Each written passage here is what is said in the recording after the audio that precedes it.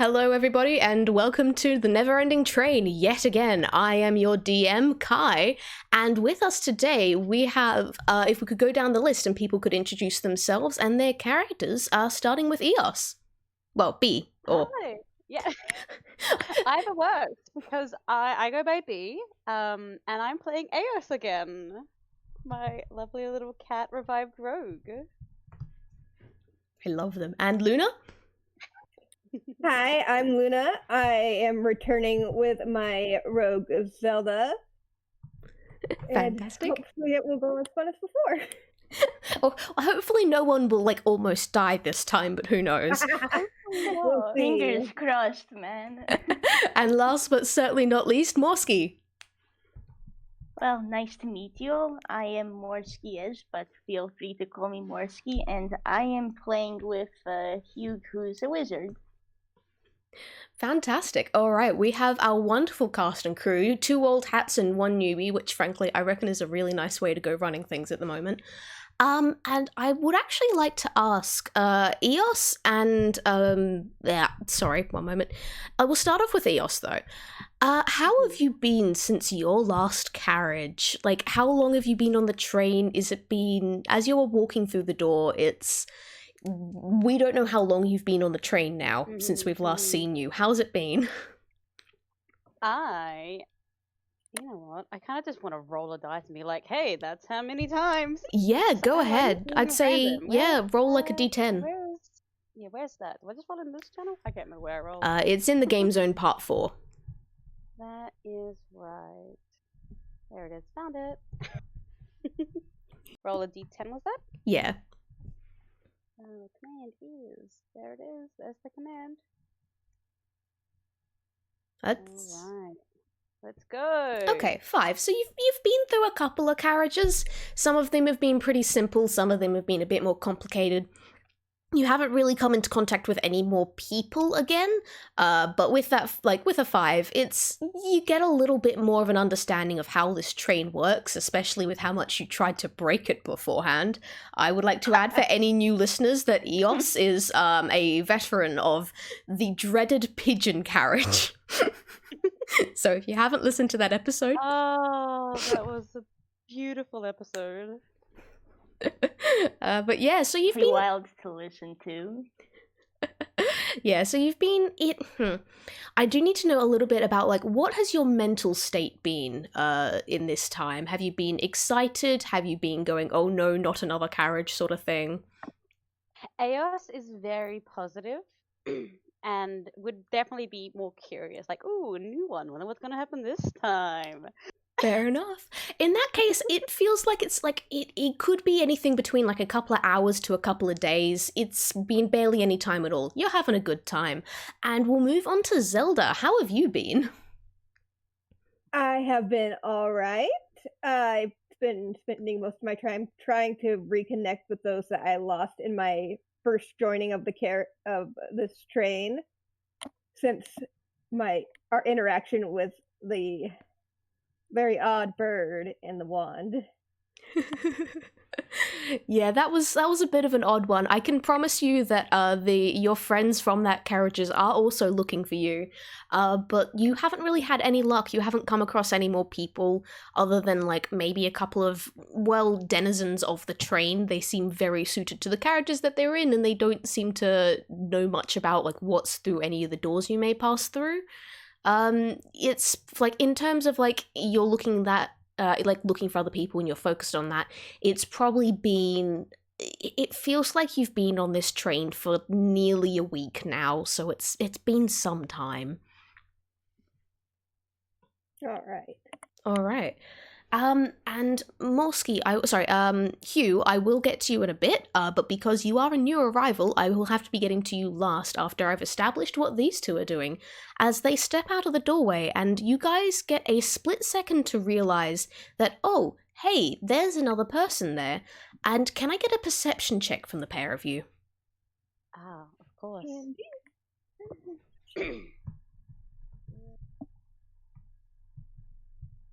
Gosh, I have a good perception. I forgot about that.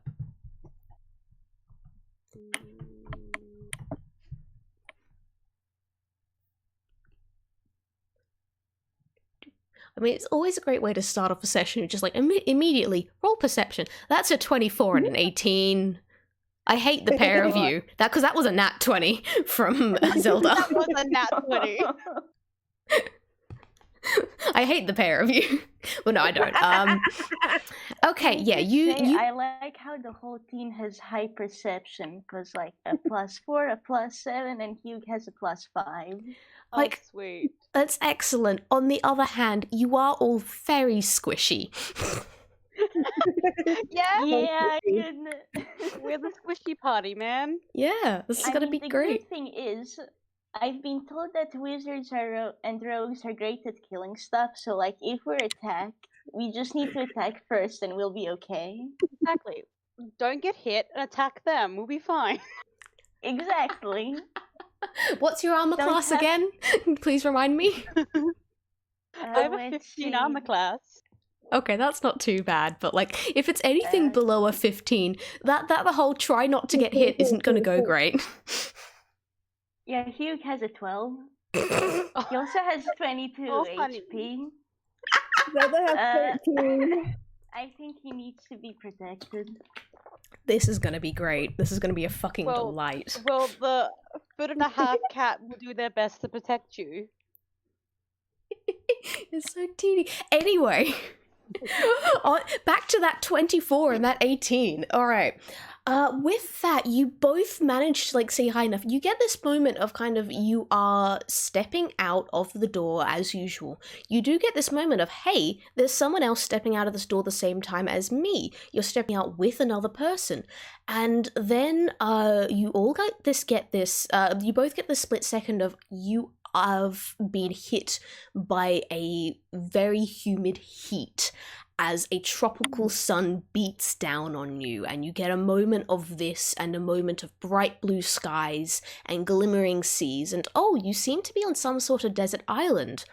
And Zelda, with that nat 20, you even get a moment of going, hey, this island seems a bit weirdly shaped. There's a kind of cliff about 30 feet ahead of you here. You're kind of like the beginnings of a jungle, and then you can see cliff just happening. That doesn't seem entirely natural. You two also get like both of you get a split second of going, okay, the ground beneath me doesn't seem to just be like sand or rock or dirt or anything like that. It feels kind of lumpy, kind of like I'm stepping on a bunch of ropes. And can I get a dex save from the pair of you? Oh no. Oh boy. Because this is always a delight. Always.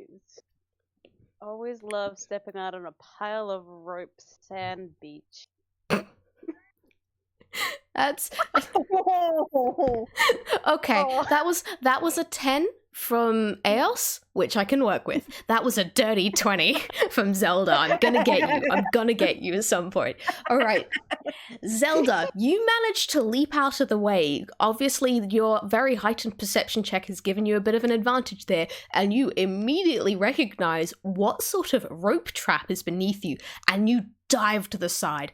Eos, you were a little bit slower on the uptake, and in that split second, it was enough for the rope trap to go zwoop, and you are hauled into the air in a net, and you are just hanging from a rope from one of these fucking palm trees about 15 feet in the air. I was just like, ooh, vacation time, and then what? There you go. Oh my God. As this rope trap activates, you both also get to see a and a flare shoots into the sky, flashes red, and you can hear like calling across the oceans this very faint and somewhat echoey "New arrivals!" And what do you two do? Well, I'm cackling because this little cat thing was right next to me, and now it's in the air, and I almost got caught in it. I mean, that's very valid. Well, I can vacation up here, I guess.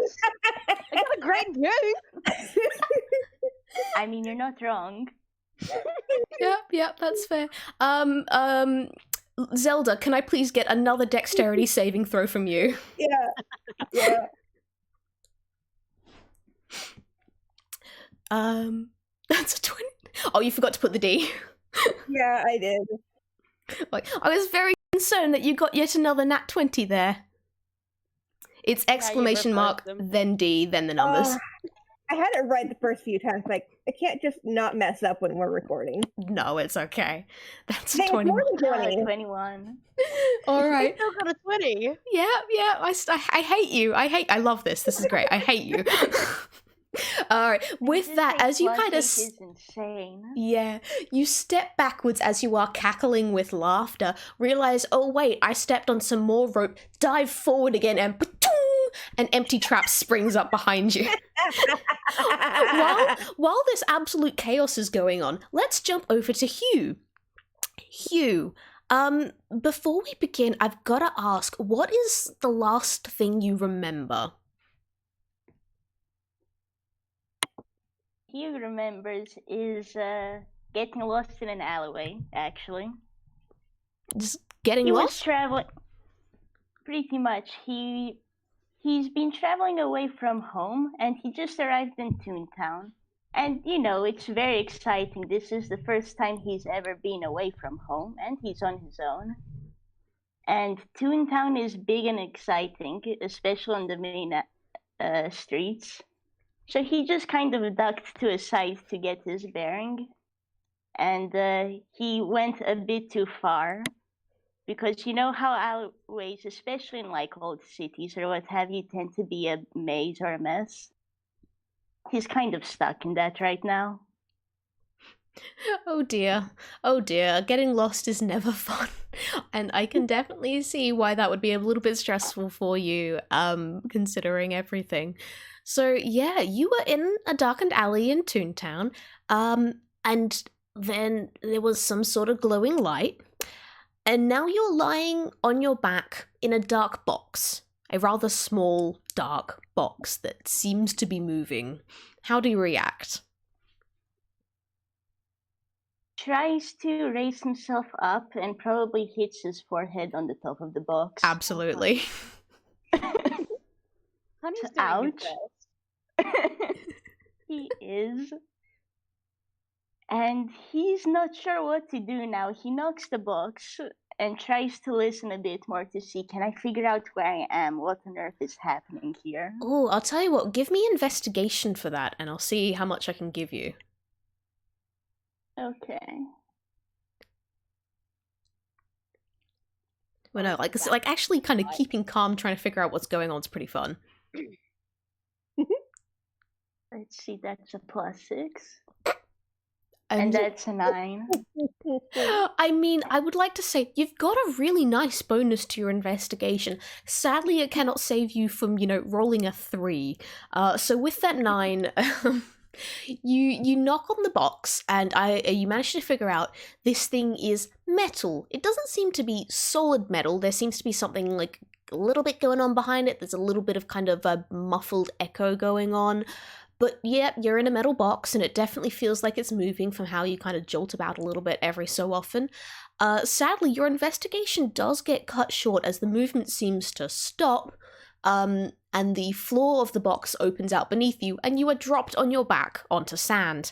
And can I get a dexterity saving throw with disadvantage because you're lying on your back?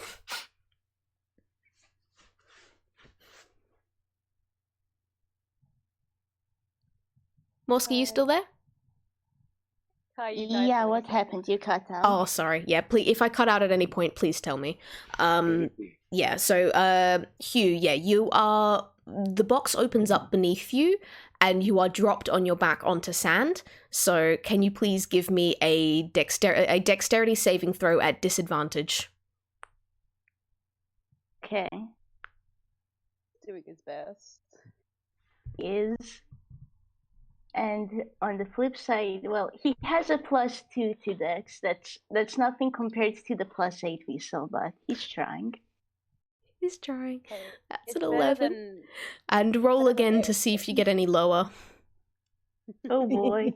Because that's how disadvantage works, baby. Yeah. Mhm. Oh, Oh my that's a god. nat 1. I'm so sorry. You must have been winded when the box dropped you. Obviously, Oh, it no, dropped you from. cry. a slightly too high height, and like you just don't even register what's going on as this then like whoop, the net trap gets you and you are launched 15 feet into the air wrapped up in a net. I'm so sorry. I would like to like Eos and Zelda, you have just watched this happen. You watched this big shiny box rock up, drop this person there, that person goes to the net. Zelda, you are currently the only one free. Okay, I gotta stop dying here. You guys want a hand? That would be amazing. Long leg name. My name is not Longlegs, but good attempt. It's Zelda. Zelda, Like, what is wonderful name. Love happening it. here? It is a lovely name. And Hugh is just like looking at all this, like, what? What is this? You'll get used to And it. after hand it, out of he'd the try to net. call out and like, do either of you two know what's happening here? And could I get some help getting out of this as well, please? Can do. I'll try and get this kitty cat up first because they've been stuck the longest. Okay, Right. fair. That's fair. How do you go about trying to get them unstuck? I do have to ask.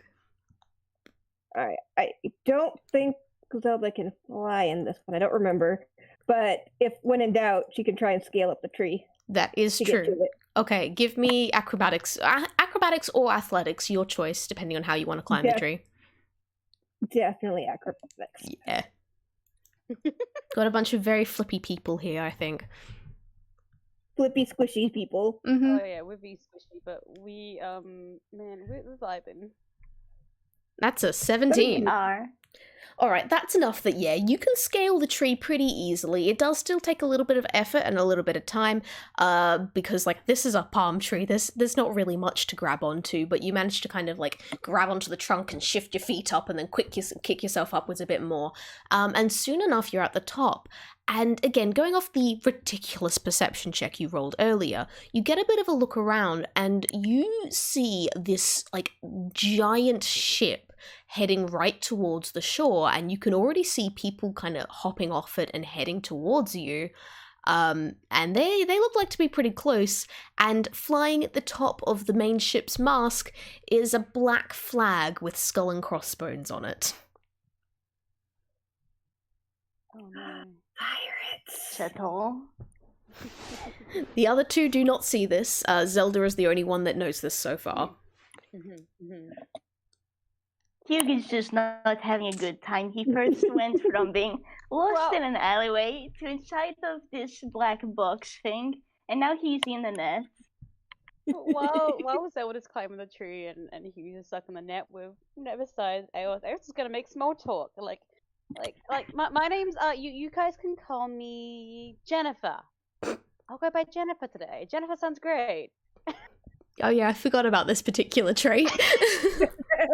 Yes, one of my flaws is I use a different name every time I introduce myself. Oh dear. Oh. What's your flaw name, was new friend in the net beside me? It's Hugh. Nice to meet you. Do you have any idea what's going on here? Well, it's a little complicated. You probably won't believe us. Believe me when it was a train. Yeah, I remember I investigated. I heard noises of a train, I think. I'm pretty sure. I don't think you quite figured out everything that was going on, but you did put your ear to the ground and you heard kind of like the whole choo choo choo choo choo of train going over tracks. We heard the choo choo choo. Yeah, we heard the choo choo choo choo choo. Great with words, trust me. Hugh just kind of, you know how like characters get those big question marks over their head in cartoons or anime. Hugh has that right now.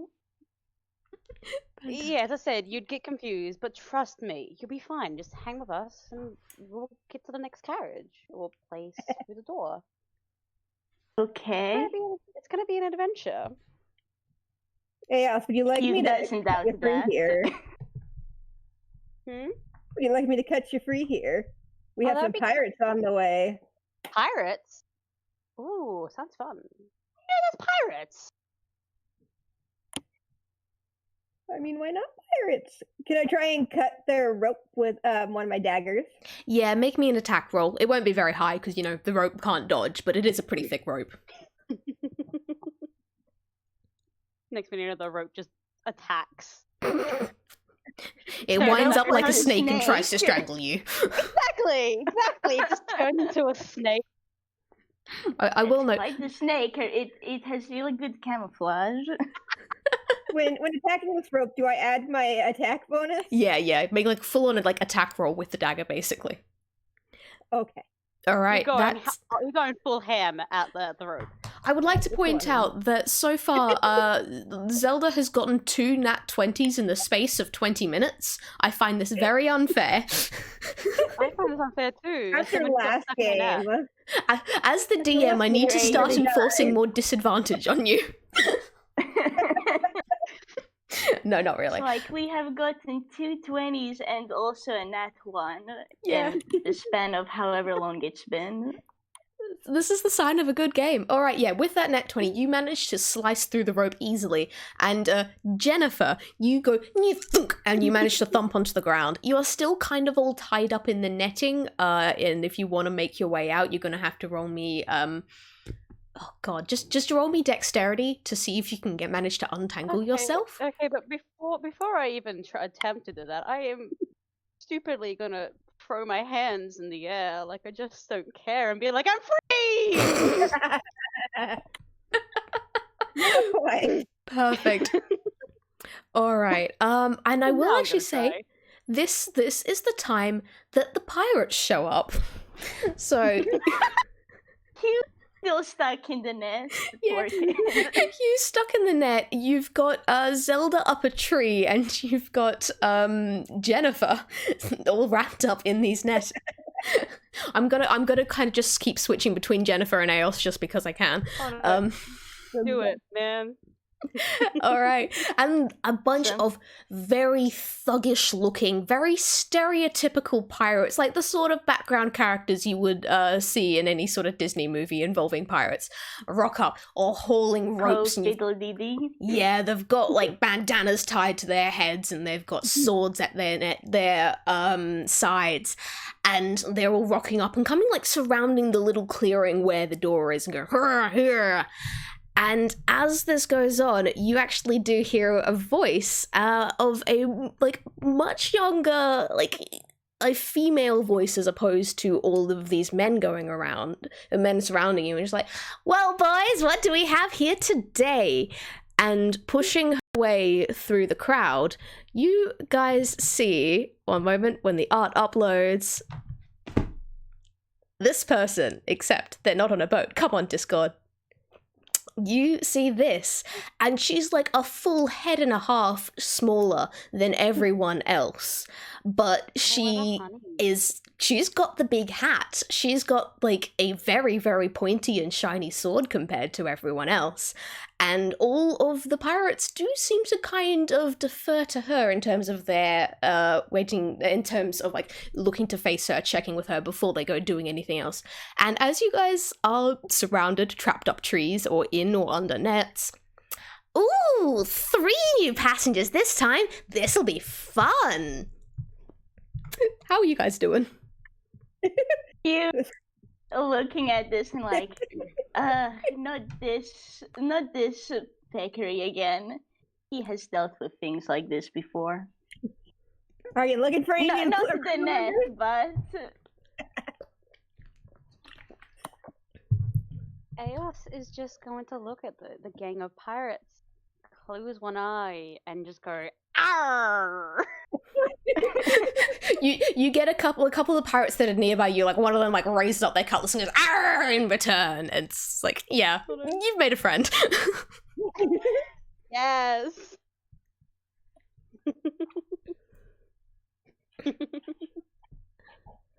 Well, isn't this just my lucky day? Oh, can someone cut that one down, please? And a pirate like thwacks his sword against a tree, and Hugh, you have now on the ground with the net. Can I, Zelda, are you being quiet up the tree, or are you still perching there, or are you dropping down with everyone else yet? Oh, I'm going to stay up here for now. All right, she kind of just like looks at you, go like, yeah, no, done. Like, right, well, bundle them all up. Let's get going. We've got stuff to do. Come on. And the pirates will start menacingly stepping forwards to grab the nets, unless you guys want to do or say something. I mean, I'm stuck in a net. I might be fumbling with the ropes, but I don't think I'm going very far. No, yeah. Hugh is just completely stuck in the net. He's been kidnapped before, man. He knows he needs to wait for his chance. Oh, honey. Oh. What's Zelda up to? Well, you can try and get me up here. I think. All right. Can I get? Oh. May you please roll me a strength saving throw, because two pirates kind of just come up to the tree you're sitting in, grab it by the trunk, and then start going shake, shake, shake, shake, shake, shake, shake, and you better grip on tight to make sure you don't fall off. That's a 10. You managed to hold on for several seconds. You stay on for several seconds, but just like the coconuts falling from the tree, you do too. and you are caught in the arms by one of the pirates, so at least it's a nice soft landing. Aw, you should at least find me dinner first. It's like he doesn't really respond other than like a sort of growl. And the lady kind of goes like, all right, back to the ship. Come on, everybody. We've got new crew we've got some new crew. Come on, we'll have a celebration. Everyone gets a nice big dinner tonight. Is anyone going to say anything to all this nonsense that's going on? Dinner! Heck yeah. I hope we're not the dinner. I really hope we're not the dinner. I'm pretty gamey if I'm the dinner. There's not much meat on me. I'm tiny and agile.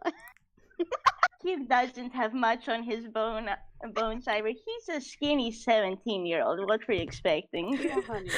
Oh, Really, I'm mostly at this point, as you are being lugged behind lugged behind, the captain does actually turn to you and is like, oh, don't worry, you don't really think I'd be eating you for dinner now, would you? And one moment, make a quick intimidation roll. That was only a 12. However, I did roll a 2. So with that 12, like this girl, she just grins, and there's not a hint of malice there, but certainly not a very happy, happy, nice sort of grin either. As she looks at you and, yeah, don't worry, you didn't think she was going to eat you for dinner. I am very. But she's gonna be eating someone for dinner, I can tell that much. Someone's gonna be dinner. friends for dinner. Alrighty. And you guys are dragged back to the pirate ship, and as is customary, you all get tied to the mast. I'm guessing none of you tried to make any sort of escapes or anything while this is going on. Nah. This is very amusing. He's waiting.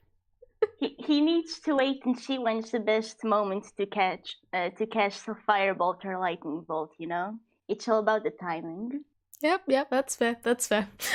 So you are all, as customary, tied up to the mast, and the boat once again sets sail. Are you guys still chattering? Are you guys still chattering between yourselves through this, or are just watching what's going on?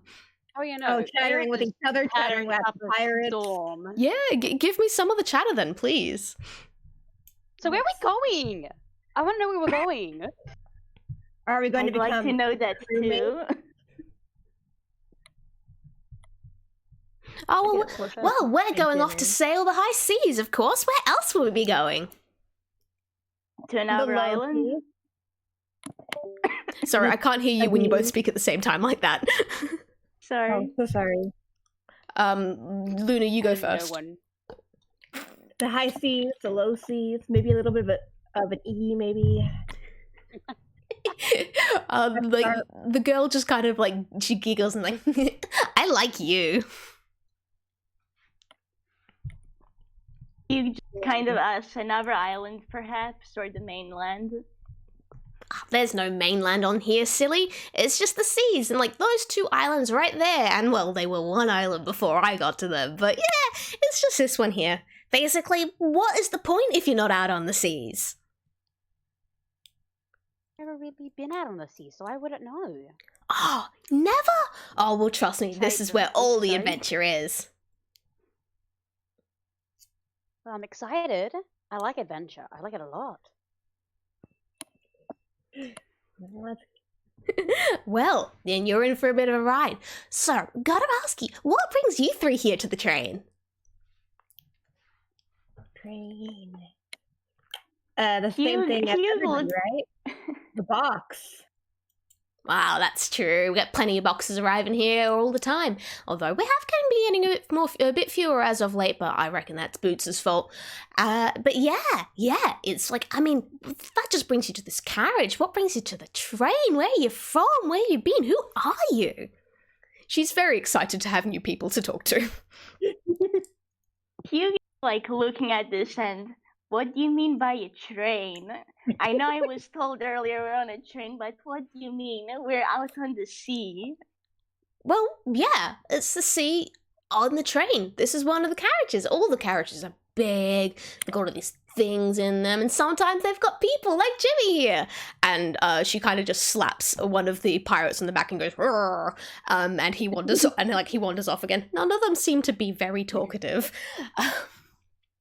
But yeah, sometimes they've got people. But yeah, no, it's all just one big train. Haven't you heard the wheels beneath us? Yeah. That's the sound I heard. I heard that sound. Yeah, you get what I mean. I do. Hugh's just kind of staring a bit more and trying to inch away a little bit. And you can call me... Yeah, wiggle. Try your best to wiggle. You can call me Nathaniel, by the way. So, Nathaniel Jennifer Eos, then. Nathaniel, pleasure to meet you. Oh, it's so great. What about you? And looks at, like, the next person, Zelda. Do you want to introduce yourself, or...? Well, I would, but I don't want to talk to strangers, so how about you start?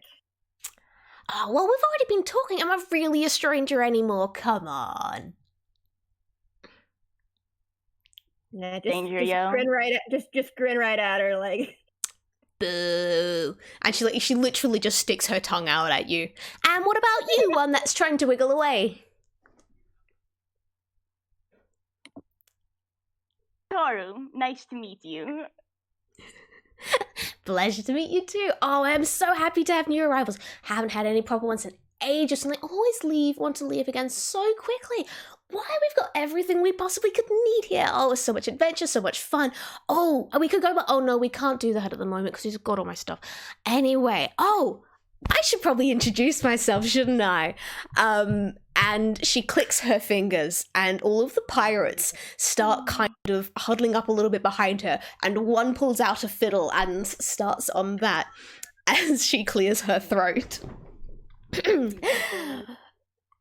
There are tales all around of these scurvy sea hounds, all these rogues that roam the high seas. But you should be scared because none can compare. I'm the saltiest sea dog there is. Yo ho, yo ho, yo ho, yo ho. She's got all the pirates behind her, giving the backup singing, of course. The life of a pirate, such fun. It's swell, yo ho, too well, yo ho. Be named Le Capitan. And as the fiddle goes on in the background, she leans in a bit close to you guys, like one hand over her mouth as if telling you a secret. It's like, well, really, it's just the captain, but, you know, I had to make it rhyme, didn't I?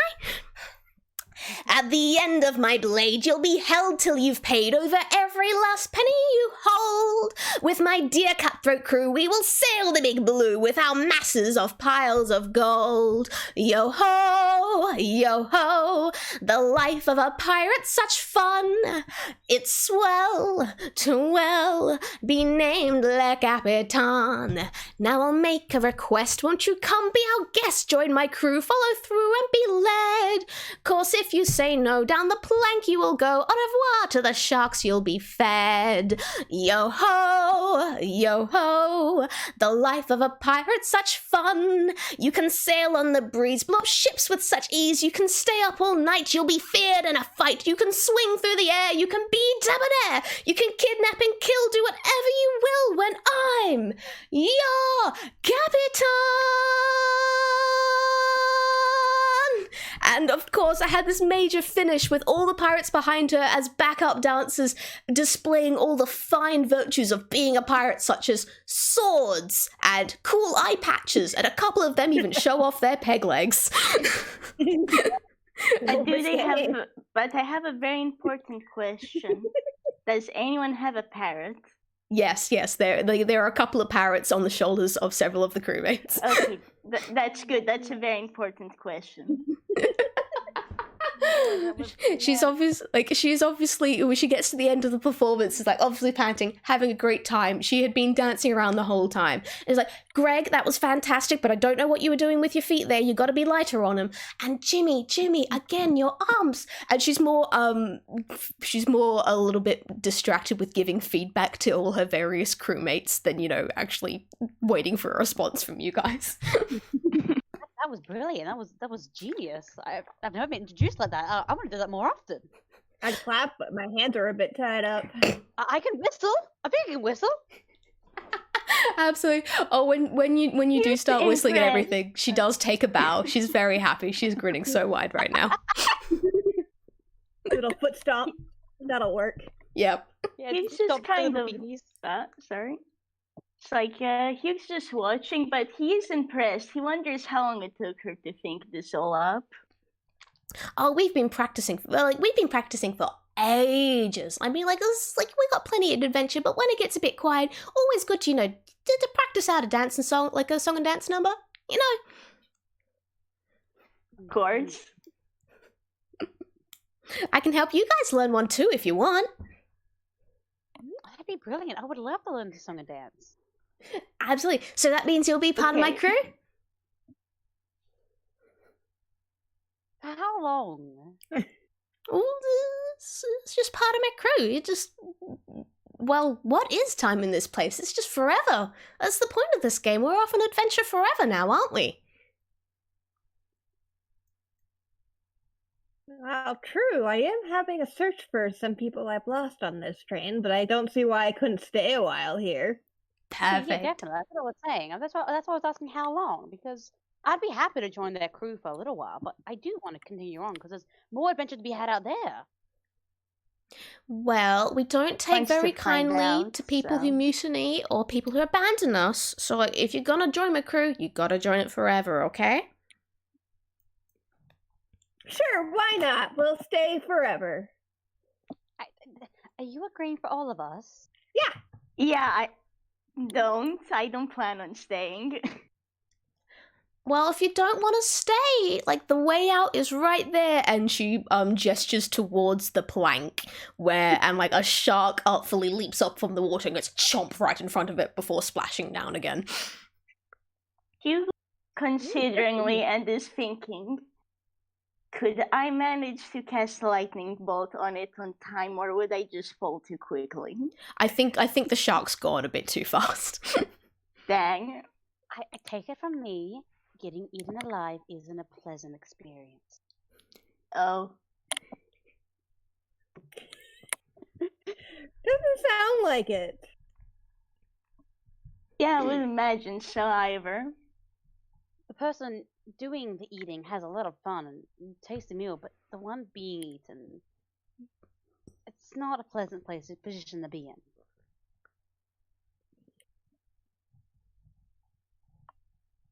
I apologize to all my live meals I've had then. Oops.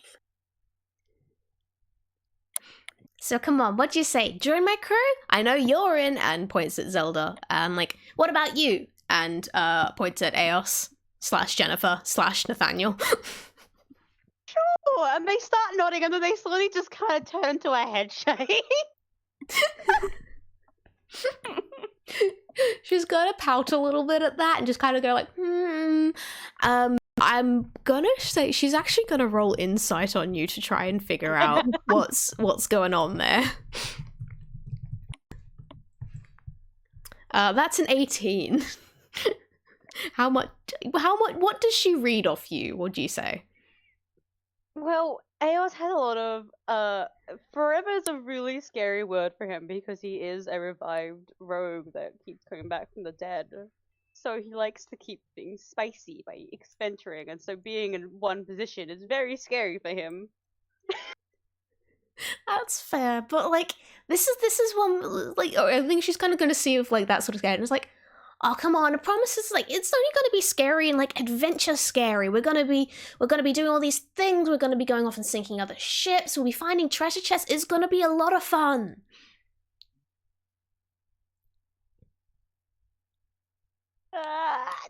You got me. Yeah. And come on, last but not least, and turns her attention towards you, Hugh. Considering for a bit, and he does say yes, but like it's not hard to see that he's trying to plan on how do I get off of this ship with my two new companions. Oh. All right. And she goes like, is she kind of, again, like there's a little bit of like a kind of pout and like staring at you as if she's trying to figure you out, and just goes, okay, but I've got my eyes on you, and like pointing towards you again, Hugh. And she whips out her cutlass and slices through the ropes that are tying you, and you now have free reign of the ship.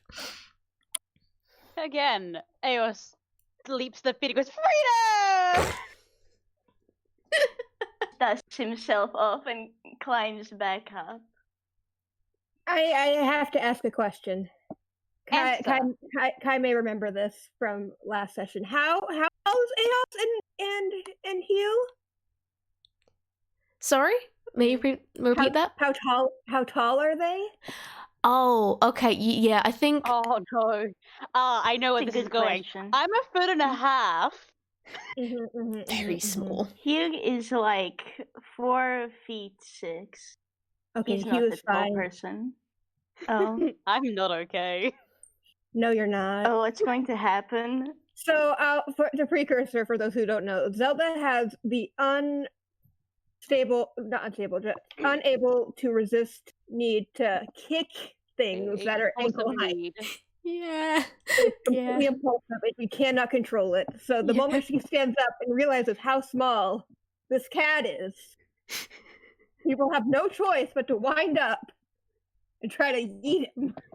Okay. Oh. Can I get an unarmed attack roll from Zelda, and like we'll just see if it manages to meet Aos's armor class. I am so sorry. Because Aos is so distracted by all the new things around him, he's not gonna think about the person beside him gonna kick him.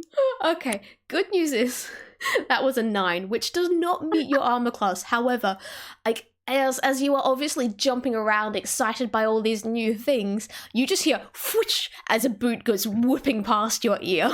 I turn around and like look at them. staring at this. What? Yeah, can I help you?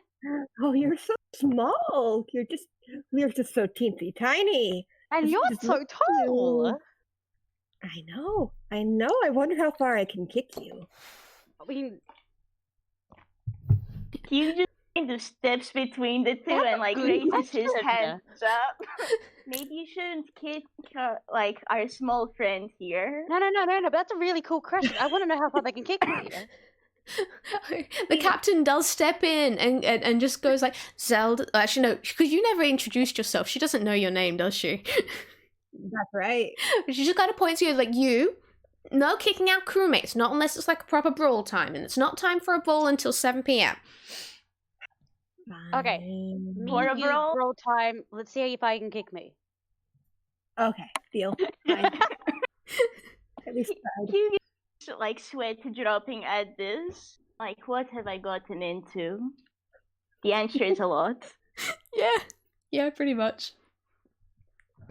All right.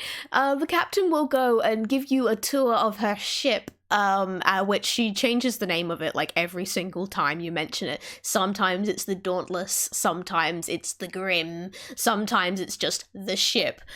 She goes and gives you a tour and goes like, okay, this is the galley, this is the captain's quarters, this is the crew quarters, and you'll be sleeping there, there, and there.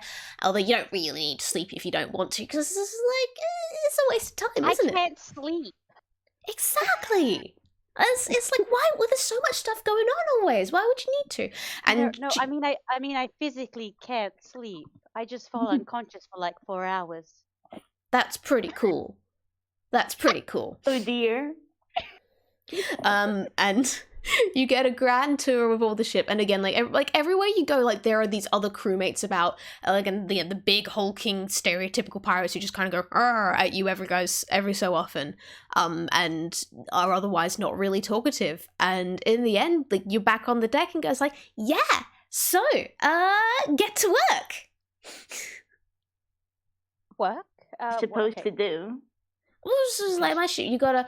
Oh, we need someone on the lookout, I guess, and we could probably use with a bit of help in the galley, and of course we do need someone to swab the poop deck. And she shoves like a mop into Hugh's arms. Ship's on lookout. Oh, but I wanted to go up tall. Just want to scale up there. All right. Zelda's gone up. Hugh's off to the galley, and I'm sorry, Hugh, you have been resigned to the poop deck. Good news is this is like Toon pirate ship, so there is not actually any poop to swab. It's just you gotta swab the decks. He's glad for this, but just a little bit grumbly. He doesn't like being separated either from like the two more normal people here. Doesn't want to be away from his new maybe friends. Oh, bless. All right.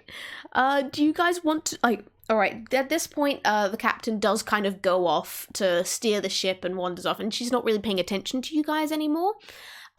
So if you wanted to do things that weren't your assigned jobs, now is the ideal time.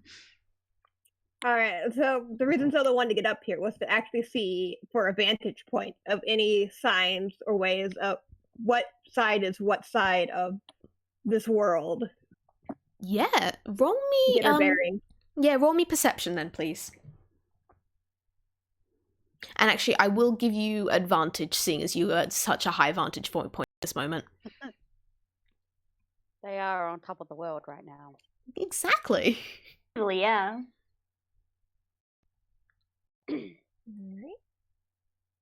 Needless to say, Aos is going to get completely distracted by what he's was told to do. So I think the natural 20. What? Why do you get so many nat 20s? What the fuck? the bot This just is really perfect. fucking loves them, apparently. Like, Lady Luck just loves you. Okay. With that 24, thanks to that nat 20, yeah, you get a perfect view of everything that's going on. And yeah, the ship that you're on does just seem to be in the middle of an ocean. And you can see from horizon to horizon, and there doesn't seem to be, like, there are a couple of other islands that you do kind of see, but they do tend to be reasonably small and they're pretty far off. The main islands you can see are the ones that, like the one that you guys first arrived on, and on the other side, like, of this massive gap of ocean there seems to be another island which is much smaller, and you can spot another red door there, which was the mirror of the one that you went through before. So I will also say, with that 24, you notice that, like, again, you picked up before that the island you were on at first did seem to be kind of weirdly shaped, where it was like the beginnings of a jungle and then cut off into cliffs. You can see the mirror of that on the door on the other side, where it's kind of a tiny bit of island and then sudden cliff. And as you kind of look at the depth of the ocean there, you get the feeling that, like, something or someone just scooped out a chunk of the land there that was probably there before, because that probably used to be like one island until whatever disaster happened. So there's that. There's also, as you're kind of looking, yeah, it's just endless fucking ocean as far as you can see. But when you look into like the really, really far distance, you notice that there is a bit of a repeat would be a good way to say this. You know kind of like what happens when you have a short video that just repeats itself every couple of seconds, and it's a more or less seamless repeat, but you notice that same wave in the distance over there kind of coming up, glinting in the sun and vanishing again, and there's a couple of seconds and then an identical wave comes up and glints in the sun and vanishes again. And you see that, I remember. yeah, you see that in the distance, like all around you. Reminiscent back to the room that just kept repeating itself when we walked through it. Yeah. Fascinating.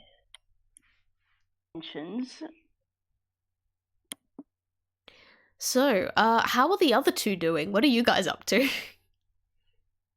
Hugh is swabbing the deck, and as soon as he notices that pirate captain lady is off, he's gonna try and find the other two, see if they can figure a way off of this ship. Fair enough. He's anyway swabbing the deck, so he can like go, I'm here because I need to swab this place. I don't see what the issue is. That's the perfect excuse, and with that, I will allow you to like easily sidle your way towards the galley where Eos is. Well, Jennifer. Well, Nathaniel.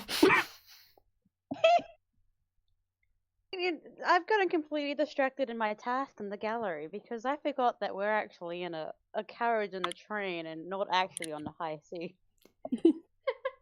You're in the. I would actually like to point out one really weird thing that you notice in the galley is while there is food there doesn't seem to be very much food there. Certainly not enough to feed an entire crew. More like maybe 2 people. Well, this is an issue.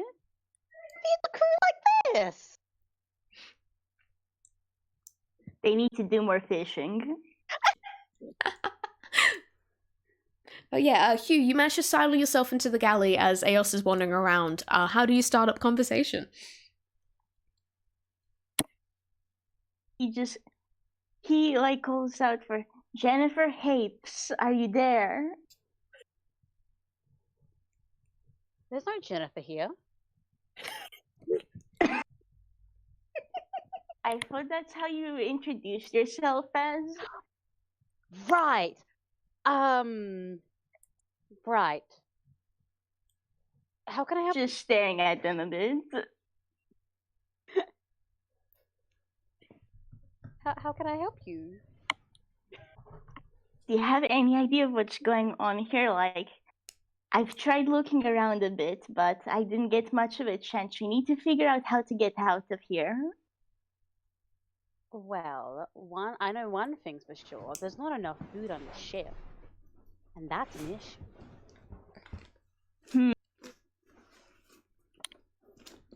Maybe that's something to bring up with the captain later. Definitely.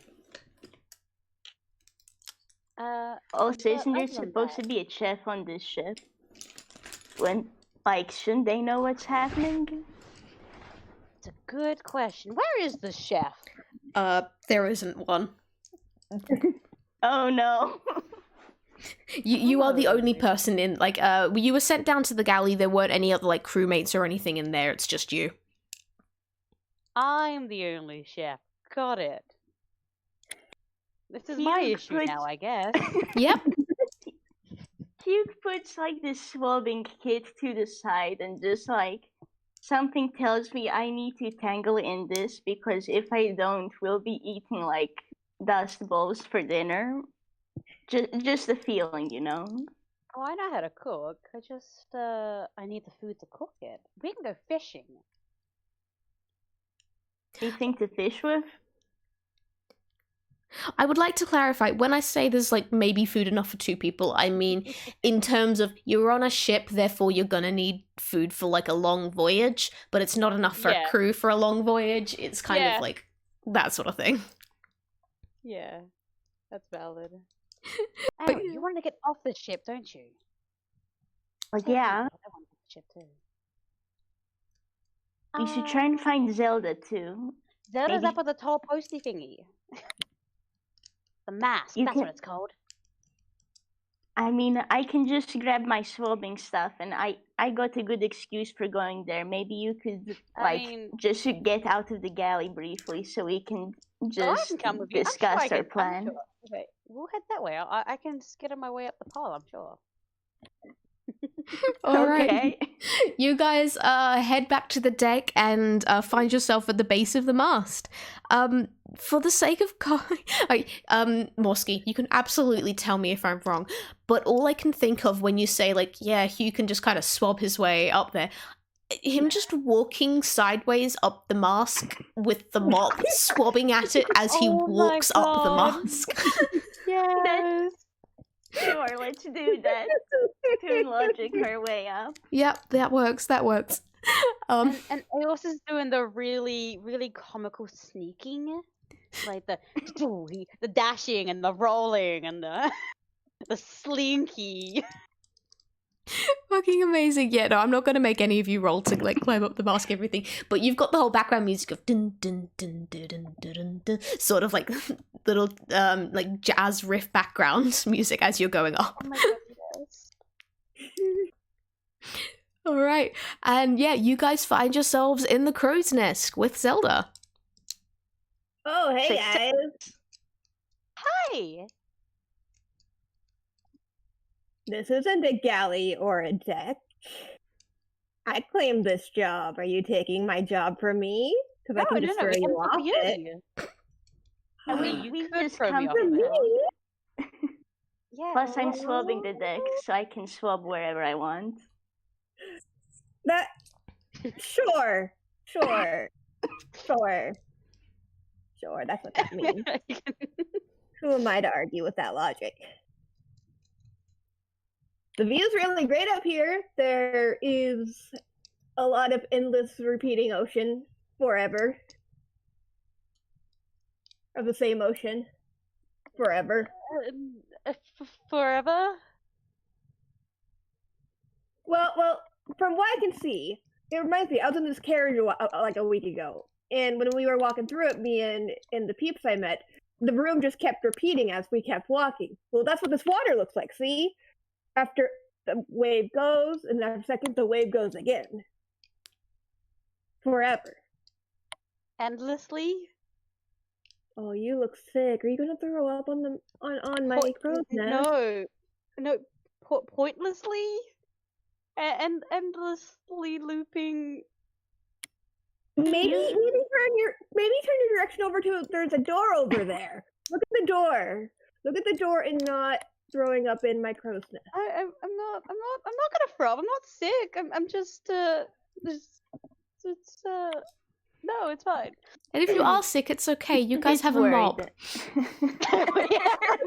Very true. Yeah, but mom. Hugh does look like kind of worried, so he tries to pat Eos on the head a bit. Eos, Jennifer, Nathaniel. Existential crisis right now. One of his other flaws is frequently has existential crises. What is the meaning of life? Hugh just tries to pat Eos on the head a bit to just like lets it try to happen. settle them a bit. He just lets the petting happen. Petting is nice. I have an idea. You have Yeah. an No, not Uh-huh. Eos. Jennifer, Nathaniel, whatever you can call yourself, kitty cat. So you're really Yeah. small and kickable, right? idea? Yeah. And this is a pirate ship, right? Mm-hmm. What if we put? I bet pirate ships have cannons. What if we put you in a cannon Yeah. and we shoot you towards the next island? Okay, but what are you guys gonna do? First, we're gonna put you in a cannon. Hugh consideringly at that, like that is a way we could get off potentially. Are you guys okay? You guys put in the cannon too?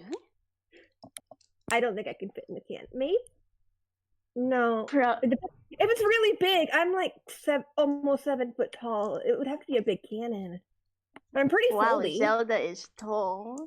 Hugh is like Yeah. half her size. Oh, yeah, Zelda's very tall. I mean, I have no objection to going in a cannon. That sounds like a lot of fun. Okay. I So bet you we get have a farther plan. than I took you. We just gotta find the cannons. Well, this is a pirate ship, and considering Captain, whoever she is, it has talked a whole lot about destroying other ships. She probably has some cannons in here somewhere. So we just need to find one and borrow it for a bit. Maybe during the what's it called? The The mandated brawl time. mandated brawl, yes. Can I see We did say we were gonna yeet thee when the brawl happened. It's only fair. So Can I just say, I absolutely love the nonsense that you guys are going. Like, I've just been silent for the past 5 minutes while you plot this, and I'm having a great time here. planning's important, okay? Yeah, absolutely. I will say though, as you guys are going about your amazing and dastardly plans, you do actually hear a bell ringing. It's like ding ding ding ding ding ding ding ding ding ding ding ding ding. And you see the crew below you guys swarming the deck. So like everyone's coming up onto the deck. Do you think it's mandated brawl time already? If you look at the sun and the coordinates, then I don't know. I can't tell time. All right. Like the captain does kind of look up and see you guys in the crow's nest, and goes like, "Come on, guys! Crew meeting! Crew meeting! I thought of a thing." I like things. Okay, and Hugh's just looking suspiciously at her. Oh, I like things, so I'm going down. Yeah. Okay. Hey, I should jump. All right. I don't know if I should jump to the deck. I feel like that would be bad for the deck. It is a bit of a fall as well. A little. I guess. Cannon later. It'll be okay. Yeah, exactly. We have the cannon idea later. It's fine. I'm not stopping you guys from using the cannon. Don't worry. Yet. All right. Can I just say? Previously shot from cannons, so it's very common. Oh. All right. Also, can I just say that while climbing down, Hugh just kind of puts the swab and the bucket just like outside of the crow's nest and just lets it fall down, and it like falls down perfectly. Unless it falls onto a pirate's head, in which rip. But he climbs down and then just picks up the bucket and puts it into his hammer space along with the swab. All right, you have gained like a mop and a bucket. Congratulations. You may add that to your inventory. But yeah, as you guys head back to the deck, yeah, the captain kind of comes out and he's like, she starts pacing in front of you guys. All the crew is waiting around, but like you guys kind of got shoved to the front of things. It's like for the most part, you're a bit shorter. So she's pacing in front of you and like a look of deep concentration on her face. And she's like, all right, I had a bit of a think. And I know that you guys don't want to stay here forever. You should stay. It's a lot of fun. We go on a lot of adventures, but I know you don't want to stay here forever. So I had an idea. You guys can do something for me. As there's a thing I need you to get. And if you do that, I'll take you to the exit door. Deal? Wonderful plan. Fantastic. Can Hugh like roll perception or insight? Because he's kind of suspicious. He likes the idea, but yeah, roll me he's insight. seen how she was. Yeah. Okay.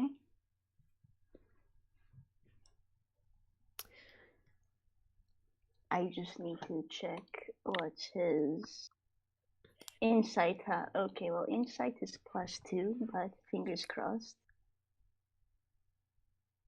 All right. 11. That's an 11. Okay, from that, you can still work out that she is being more or less genuine here. She's kind of like, she's looking at this and like, you can't read everything, obviously, but what she's saying is she's very reluctant to say this, but she is kind of going, you get me the thing, I will take you to the door. Probably. Maybe. Yeah. Sort of thing. Valid. like hums at this, but he'll go along with it. Alright, so, what happened? Like, a little while back, I had a delivery come through that was meant to be for me, but my arch enemy, the naval captain, decided that he wanted to get to it first, so he stole all my stuff, and it's going to be your job to steal it back. I can't do it myself, because if I go there, I'll just want to blow up his ship, and if I blow up his ship, it'll end up at the bottom of the ocean, and then I'll never get what I wanted. And I can't send my other crew out, and she like taps one of the big brutes on the arms, because they're way too dumb to actually be able to get it. You three, however, you're people, therefore you can actually go fetch it, and it will work. So, you guys have to go get me my crate. I'm really good at sneaking around. Just a crate? Yeah. Like how big a crate look like? It's about, and she waves her hand. It's like more or less like a meter off the deck, meter wide sort of thing. So like a bit more than 3 feet. Is there anything specific inside it that we like need to look out for? Because the guy surely has many crates. Oh no! Well, this one is while stealing all of them is an option. It's going to take way too long. More details would be nice. This one is going to be a special crate, because it's not just like one of those sorts of crates, and she gestures out at one of the wooden crates littering the deck for the sake of aesthetic. It's like, no. It's big, and it's made of dark metal, and it's kind of shiny, and it's something that like the train gave me. It's something, it's not just like, oh yeah, it's part of the whole pirate game, everything. This is the train gave me, because I needed more supplies, and I needed more food, and I needed some candy, and like we wanted a couple more cannonballs, so there'll probably be a couple of cannonballs in there as well. But yeah, it's what you are looking for is a crate that doesn't look like it belongs. How are we gonna get it out there? Because I surely can't carry that. Well, you're like 7 feet tall. Zelda, you're like 7 feet tall. Can you handle that? I'm tall, but I'm not very strong. I can try. Hugh isn't very strong either. I guess it will need to be a teamwork thing. Well, it better be. You guys got to find some way to solve it, because I'm not going to help you. You guys have to bring me this crate, and then I'll let you go, and that's the end of my deal. Okay. Sorry, Eos, did you say something? We'll figure something out. Yeah. Perfect. All right. Well, I'll let you go straight after lunch. And as she says lunch, the crew, all the crewmates around you immediately whip around, drag out tables out into the middle of this deck, so you wind up with this very long table stretching out, and there's like instantly like plates, cutlery, and everything placed down it by all the crew. And like as this is going, like the captains are like, well, time for lunch, and then start sitting down in a chair as quickly whipped underneath her before she can fall. And she winds up with a plate in front of her, heaped high with food, all stuff that you would have seen in the cupboard before Eos, but it's, so like heaped high with, she's got like some roast chicken, she's got some mashed potato, there are not any like peas or greens or anything on there, but she's got a nice, like, steaming warm meal, and all the other pirates sit down, and their plates are empty, and the plates in front of you guys are empty, and you've got like a goblet, and you've got knives and forks, but there's nothing actually on your plates, and the crewmates have like picked up all the knives and forks and are cutting it thin air and putting it into their mouths, while the captain eats like her roast chicken and mashed potato. Hugh is wondering what on earth are the pirates, because this doesn't seem like the first time this has happened. Do they not need to eat? Do you say anything out loud, or was that you just thinking to yourself? Like, he whispers it to Eos and Zelda if like they're next to him, but if they aren't, then he just thinks that. You know. Hey, Captain, are you going to share any of the grub, or are you going to eat it all in front of us? The captain just kind of like looks up from your meal, a little bit surprised for a second, like looks at you guys like Oh, doy, and whacks herself on the forehead. You guys are people. You need a cookie. And she waves at one of the pirates next to her. And goes, go get our new crewmate some of like the special food, like the stuff from my own supply, the good stuff, you know. And that crewmate and like that pirate lumbers off down into the galley. And a couple of minutes later, he comes back and places in front of you 3 new plates, which also have chicken and mashed potatoes on them. So well done, you guys got actual food. Sorry, I always forget because these sillies, like they're all good with just the imaginary food because we gotta have like a proper group meals and everything. Else, how good would we be as a crew? But like, there's no point wasting food on them, you know. I also sure. again Whistle is like nodding and then gets very confused very quickly. I kind of suspicious and outright asked her, do they not need to eat or drink? What's with them? Of course they don't need to eat or drink. They're not real, silly. It's just part of the game. Eos is gonna lean over and poke one of the pirates. He kind of leans a little bit to the side from the poke, but more or less ignores you and just continues eating his meal. Well, non-existent meal. Meal of air food, huh?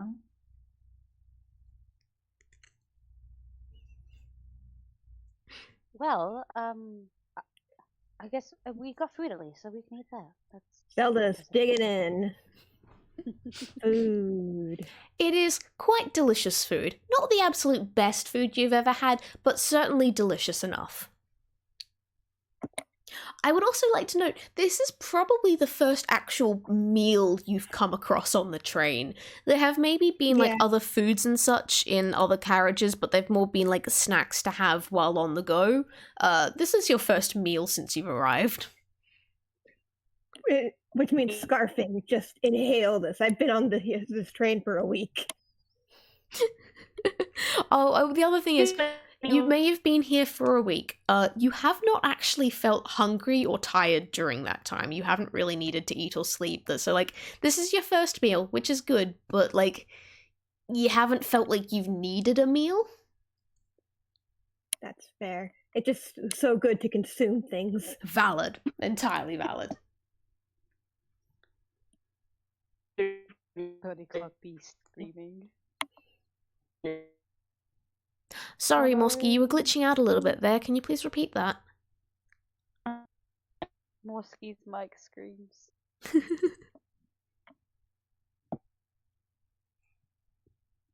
Hello? Are you still there, Morski? Oh no. I think we've lost him. Oh no, Morski. Rest in peace, Morski. Hugh's been thrown overboard. I'm so sorry. No. Alright, while we wait, Eos, how are you enjoying your food? Oh, there they go. He's eating it. He Hello, doesn't is eat this for the working again? enjoyment. Hi, Morski welcome returns! back. Yay! Okay, good. Maybe it's because I was just on voice chat for so long on the phone. Okay, well, I'm back now. Yay! I forgot what I was gonna say though. So That's where did we okay. leave off? I think you guys were just enjoying a nice, delicious meal before you were about to set off on this big adventure for a crate. What I was gonna say. Eos doesn't technically need to eat because he is a revived dead rogue. I love Schrodinger's cat, but like in person. Yeah, enjoying the idea of consuming is very, very satisfying. Fair enough. Like Hugh on his side is just happy to eat because before he got onto this crazy train boat adventure thing, he did actually just arrive at Toontown. So he was walking for a while. He's like ready for a good lunch. Fair enough. So this came at a good time for you then. All right. Yeah. In that case, like, you finish off your delicious lunch. As soon as the captain is finished, even if you guys haven't technically finished eating, as soon as the captain is finished and puts down her cutlery, all the pirates put down their cutlery, pick up the plates, and all the tables and everything are whisked away until they're gone. So I'm glad that you managed to eat as much as you could before the plates were taken away from you. But yeah, mealtime's over. So, all right, you guys got everything you need. What do you need? Anything else for you on your big adventure from to get me that crate? But you got to remember, when you bring me the crate, you got to bring me the stuff back too. Okay? Okay.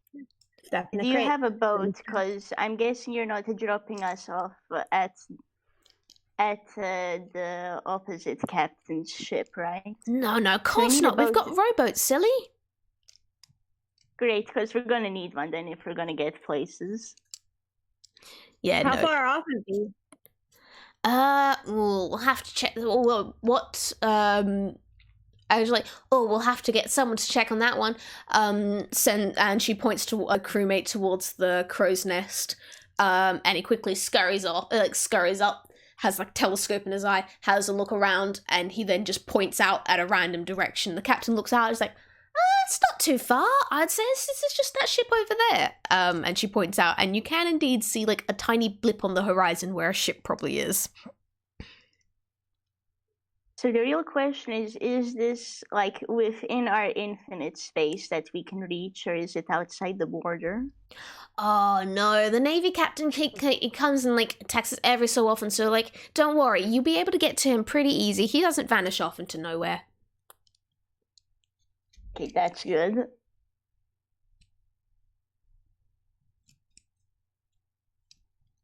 Right, you're all set to go then?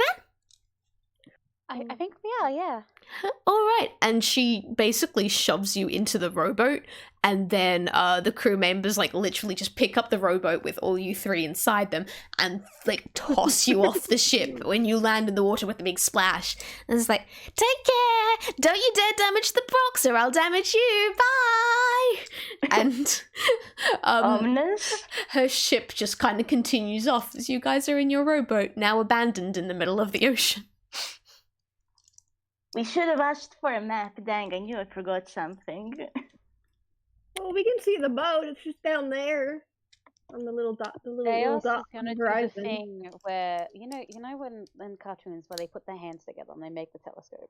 Right? Yeah, Chaos is gonna do that. Make the telescope with his hands. absolutely. Yeah, you'd. Stare at the blimp. Stare at the little blip in the distance. Yep. You look out at on like the little dark dot on the horizon, and yeah, a ship comes into focus as you look through your hands. Oh yeah, it's that way, guys. Hey. It's flying a blue flag with no other sort of insignia on it. It's got like massive white sails. It's a 3-master. It's a pretty big and pretty impressive ship. You do realize it looks more or less identical to the pirate ship, other than the flag. Mm-hmm. Yeah. Well, I can navigate us if you guys want to do the row. Row our Okay. boat. Yeah. I take one row, you take the other. Fair deal. Fair deal. I hope we don't need to roll a strength check, because like Hugh has 0. No, actually, can I get both of you, please, to roll me a strength check, or like actually, yeah, just roll me strength just to see how fast you get there. I will say you get there unless you roll absolutely abysmally. Okay. But Okay, you, Let's see how badly this goes. yeah. Morski, you said you had a 0. I have a -1. Oh no. Why am I And yet lookout? you still get better than me. 11 and a 12. Okay, that's not too bad. Okay, with that, like, it takes you a while, and you are definitely, your arms are very tired by the time you get to the other ship. But you make a decent pace there. You reckon maybe other people could have done it faster, but eventually you do manage to row up to the side of this giant boat. Have you guys tried to be stealthy at all, or have you just kind of kept going? Oh, I'm sure we would have tried being stealthy. There's 2 rogues on the party here. Yeah, as much as we can in a boat with using as much of our little strength as we have to row it. Exactly. Okay, in that case, I will say that like once you started getting kind of like within hearing range of the ship, you like were a bit more careful about how you dipped the oars into the water and pulling them out slowly so there was less little splashing noises as you came. And you guys managed to get there. There doesn't seem to be anything going on as you pull up your rowboat to the side of this giant ship. I'd like to point out that at this point in time, the sun hasn't moved at all. You guys have been, like, in this place for what feels like probably hours at this point. The sun in the sky has not moved. That's a little. Is it like this in all of these carriages, you called them, right? Oh, Hugh's, I've like, never been in asking an the other ocean one two. before. The ocean's Huh. new. Yes, Eos, what about you? yeah, Eos, you've Yeah. probably been through the most sort of carriages, and you know that, yeah, time is weird. Time's a bit funky. It's wibbly wobbly, if you would say. Timey-wimey, huh? Yeah, timey wimey, exactly. Stuff. Terrible. You're all terrible. Love you too. All right. Yeah, with that you pull up alongside the ship and there like as usual there are always like some sort of ropes and such you could try and climb up if you want. I do have to ask, do you guys want to take like a quick 5-minute break though? Cuz I need to refill my water bottle and stuff. Yeah, same. I need to go toilet. I don't mind. It's good I Alrighty. could drink some of my tea. Alrighty. In that case, 5-minute break. I will be right back, guys. Yeah, go refill anything that you need to. Bye. That sounds great. Bye.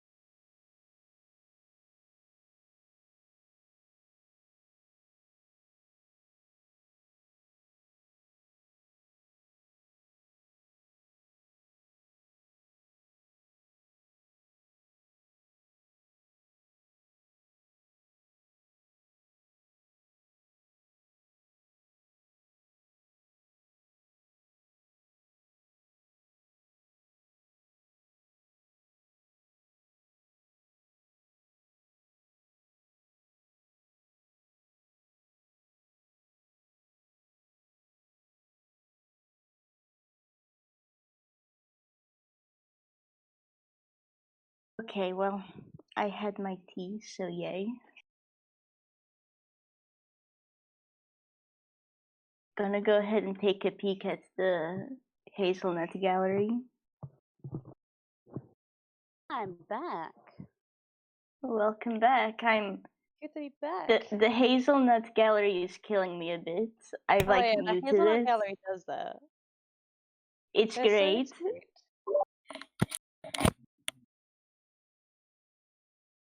Yeah, the Hazelnut Gallery is so sweet. They are always is.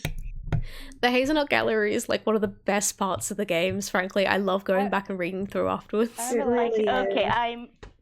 I'm going to have a lot of fun looking at this afterwards. I can tell that much. Yeah.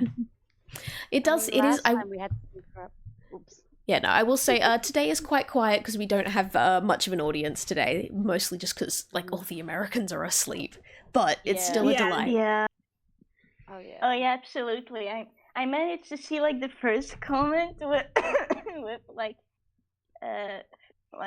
Lewis, and then just Tobias handshaking Hugh. We will die if you even look at us. Yes. Just high five. That's Yes. awesome. Excellent. All right, is everyone ready to get going again? Yes. Yeah. Already. All right. In that case, yep, you've just drawn up even with the ship. There are some like ropes and netting and everything hanging down the side that you guys could climb up if you want.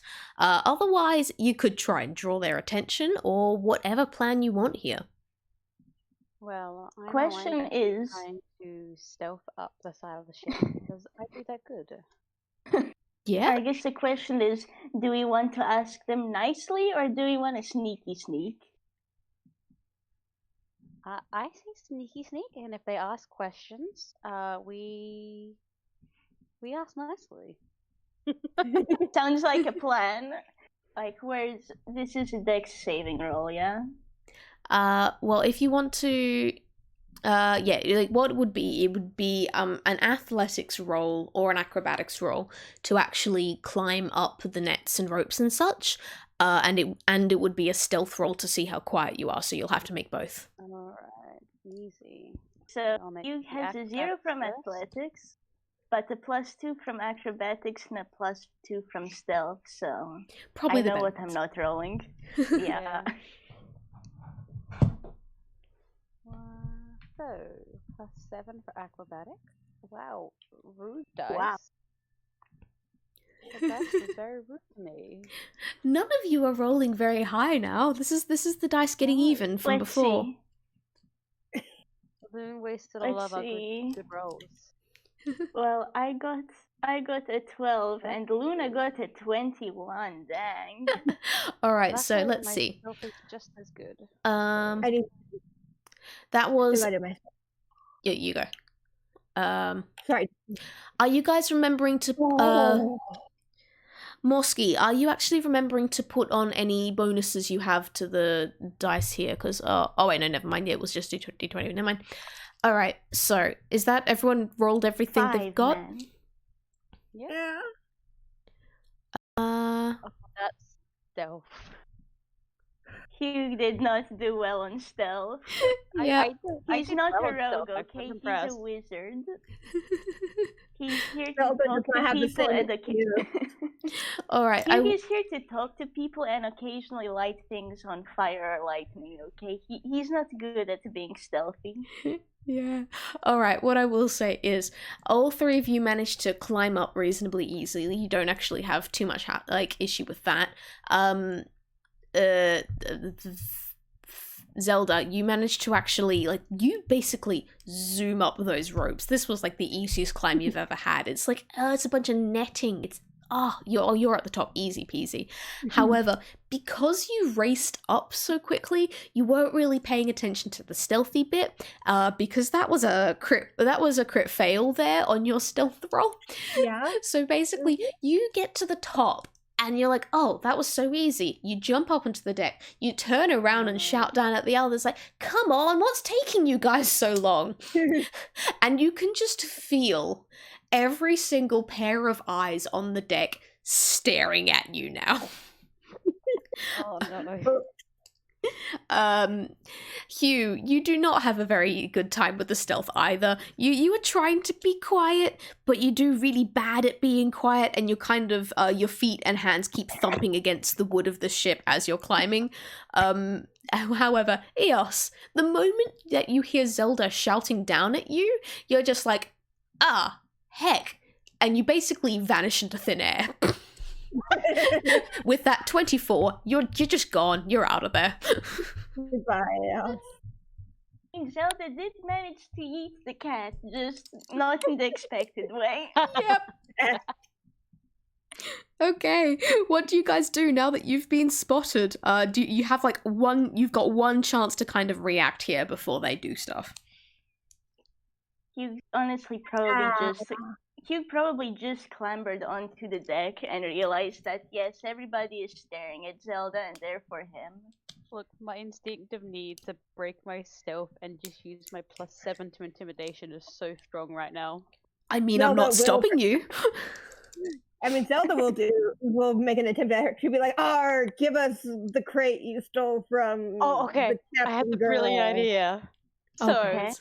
I'm going to jump up on Zelda's head. Right, I'm going to skid up on Zelda's head, draw my rapier, and like Luke said, just go, "Oh, we're here for the crate." Okay. And Hugh, okay, can I just add, Hugh then clambers up and just after all of that to us nicely, we need a very unusual crate. Would you be willing to give it to us? Okay. All right. With the stealth roll, with your suddenly appearing out of everywhere, Eos, please roll me intimidation with advantage. Hell And then yeah. Morski, can you roll me intimidation with disadvantage for your little addition there? Oh, sweet. Wow.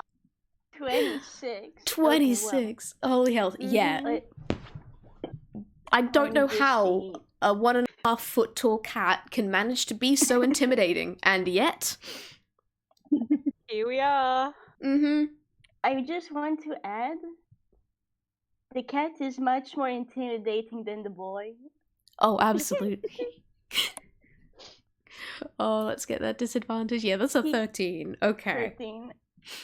That's Yeah. like half of what the cat has. Yeah. Hugh With is just too cute to be intimidating, okay? Not that the cat isn't cute, but the cat is better at acting than he is. Yep.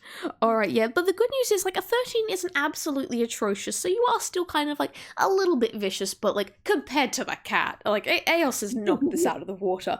And, like, there's this moment where all the crew, like, all the sailors and everything around you guys are just staring at you and going, oh no, before the shout goes up, pirates! And can everyone please roll me initiative? All right. Initiative? Yeah, initiative.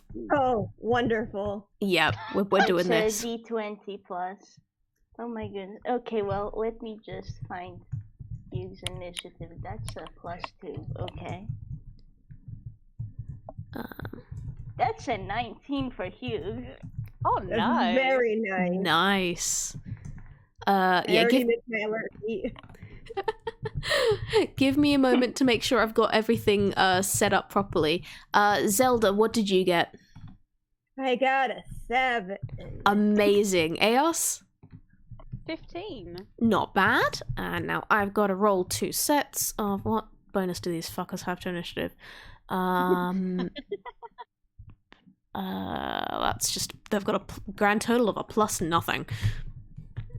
This is the first set, and they got a 9, and the second set, they got an 18. Haha.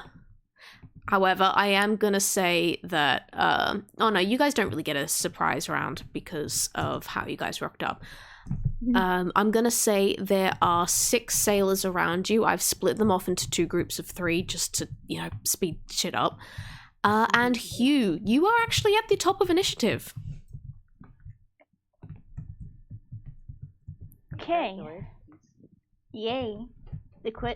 I guess we're in a fight then, huh? Yep. Okay, let me just see what spells he has. Question, how close are these sailors? Yeah, there's a group of 6, like, they're all standing more or less next to each other. You've got, like, 3 of them in one group, 3 of them in another group a bit further down the deck. The ones closest to you are probably around 15 feet away. The other group is about 25 feet away. Okay. Hugh is going to cast the cantrip Firebolt at the group closest to us, to our team. Oh dear. All right. Yeah. Do I need to roll to dodge, or is that do you need to roll to hit? Fireball time. How does this work actually? Since I'm just figuring this out. One moment, let me pull up your character sheet because that'll have a list of all the spells and everything, and I can help you through this. Give me 2 seconds. If you have Firebolt, that's just, it says make a ranged spell attack. So basically, you make it's a d20 plus your, spell modifier, which for you is +6. So yeah, roll a d20 +6, and if it beats their armor class, then it will hit them. Okay.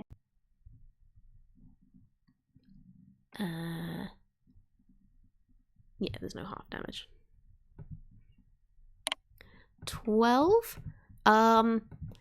Good news is that only just hits their armor class. So now roll damage, which is 1d10.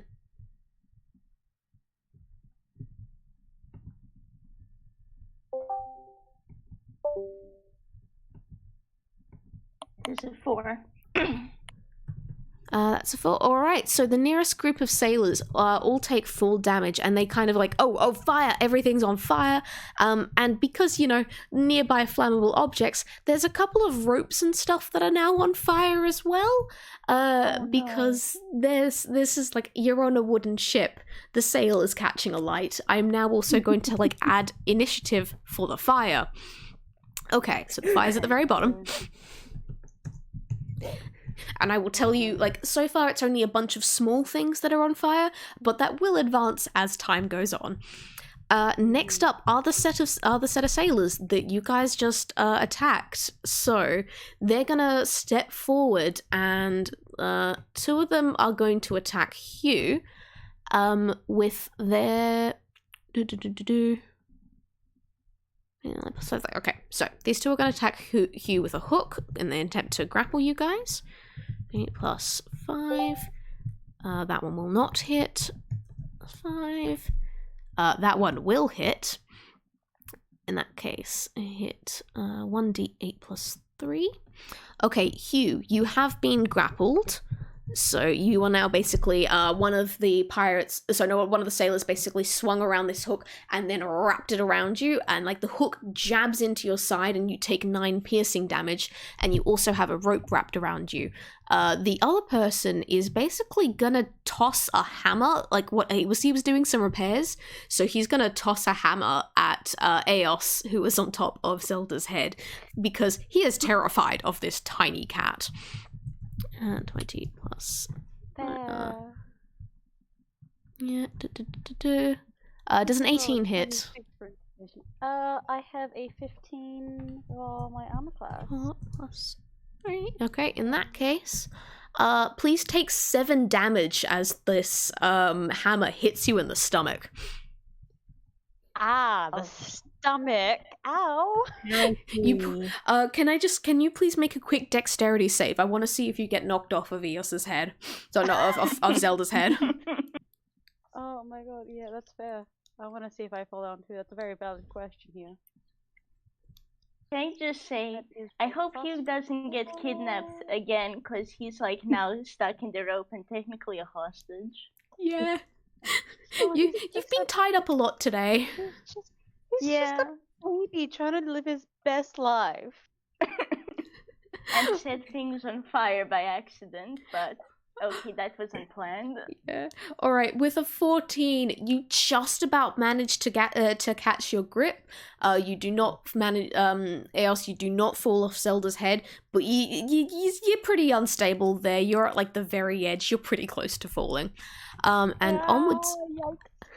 Good news is though, it's your turn. Oh, phew.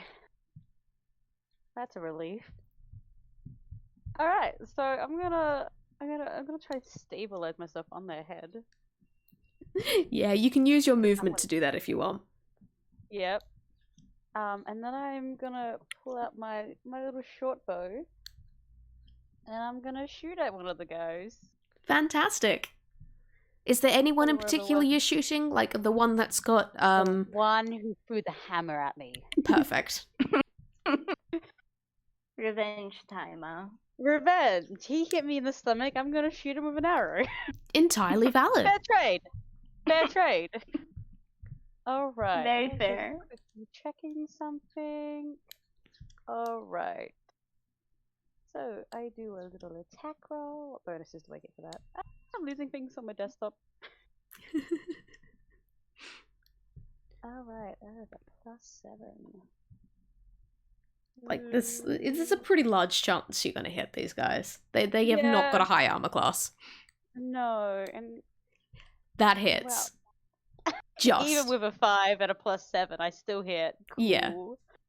All right. Great. Yeah, roll for damage.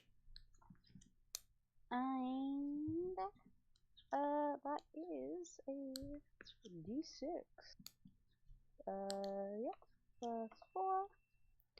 That's another 7 damage. Okay, yeah. This guy, he's really not looking great.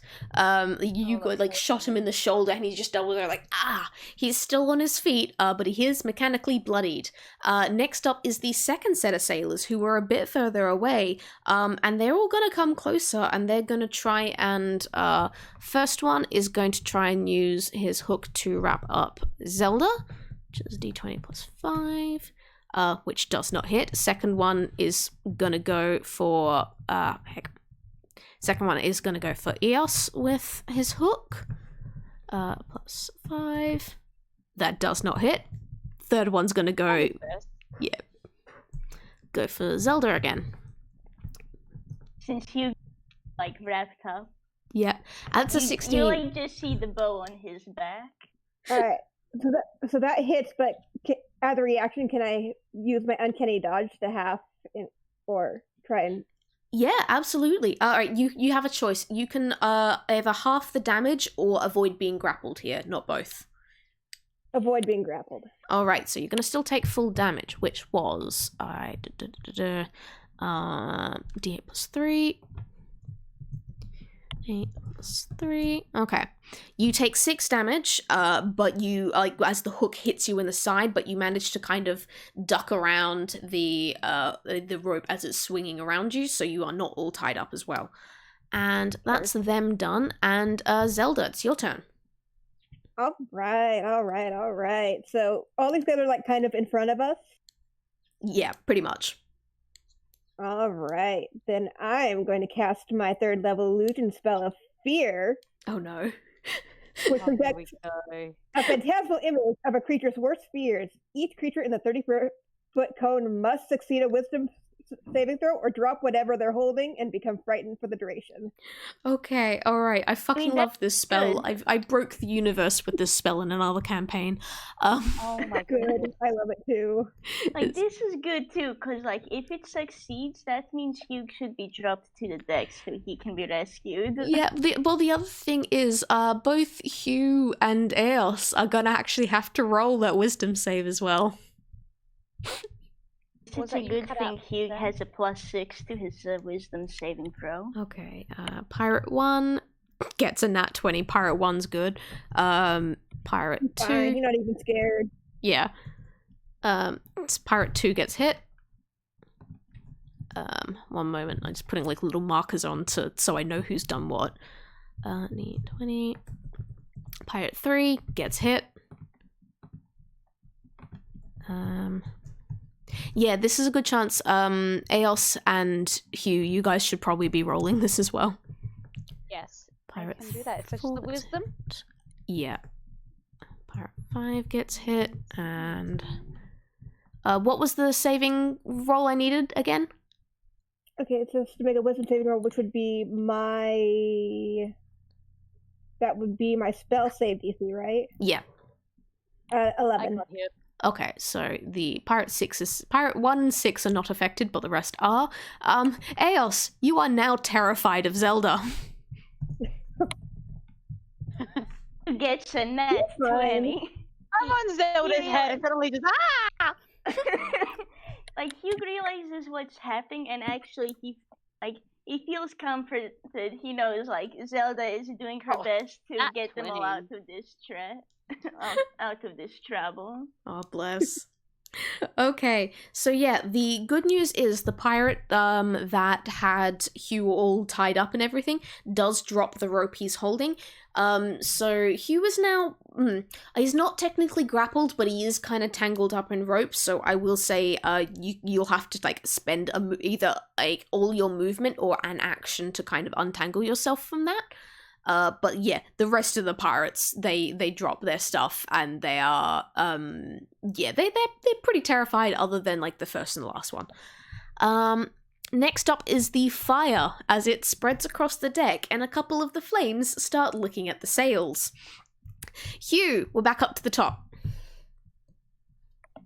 Okay, well, I'd like to spend then my movement on freeing myself. So Yeah.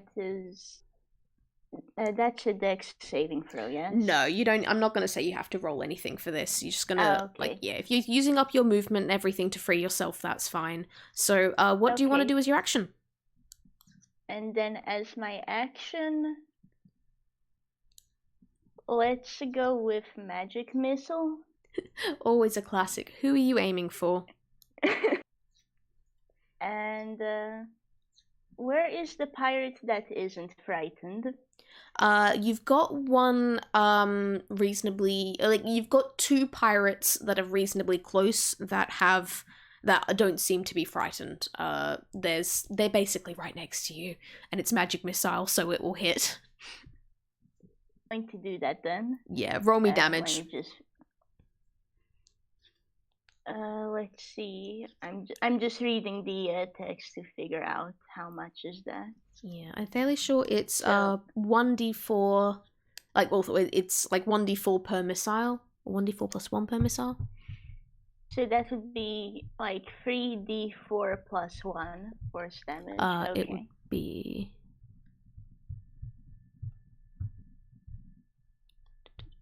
Sorry, just double checking. It'd be 3d. It would be 3d4 plus 3 if you're aiming all three of them at the same person. Okay, so I guess first,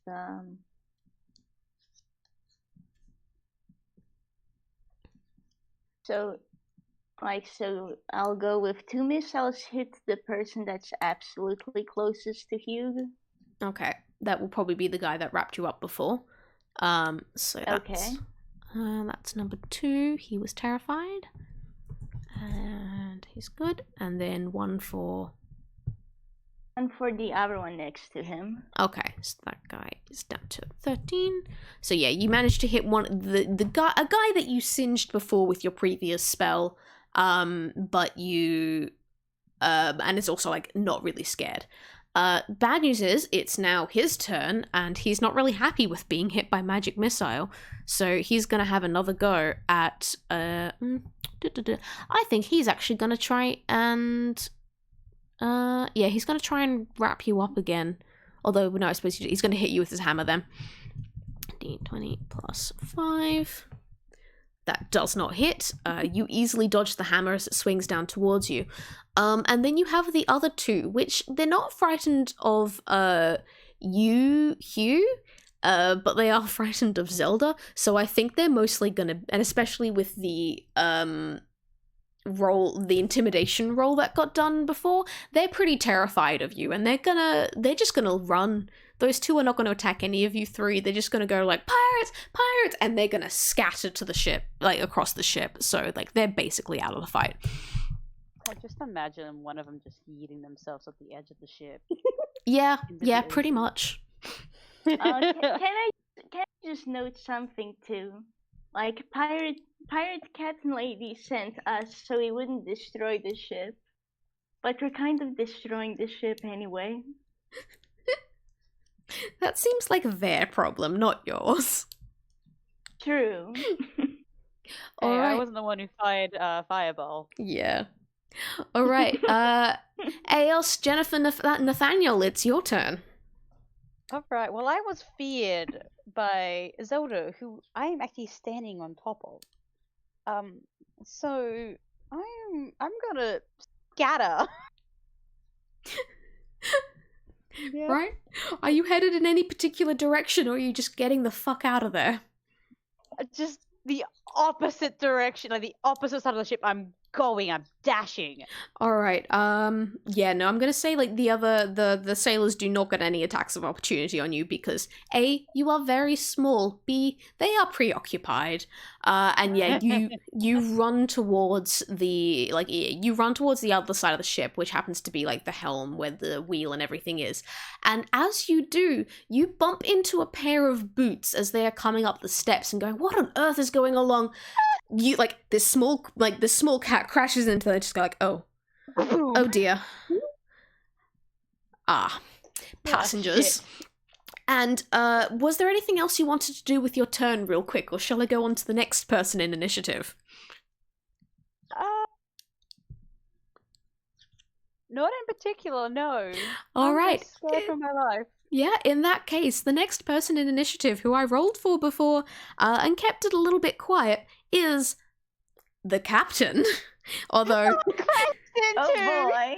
however, this is not the captain from before. This is the captain of this ship. So, his name is Captain Boots. And he steps up on deck and goes like, "What's all this nonsense? What is it for? Like, fire? Come on!" Like, and points towards some of his crewmates and everything, and he sends those sailors like, "Get some buckets up! Get some buckets up!" And he starts waving them and starts a bit of a bucket line from the ocean onto like pouring water onto the sails to see how much they can manage to stop the fire.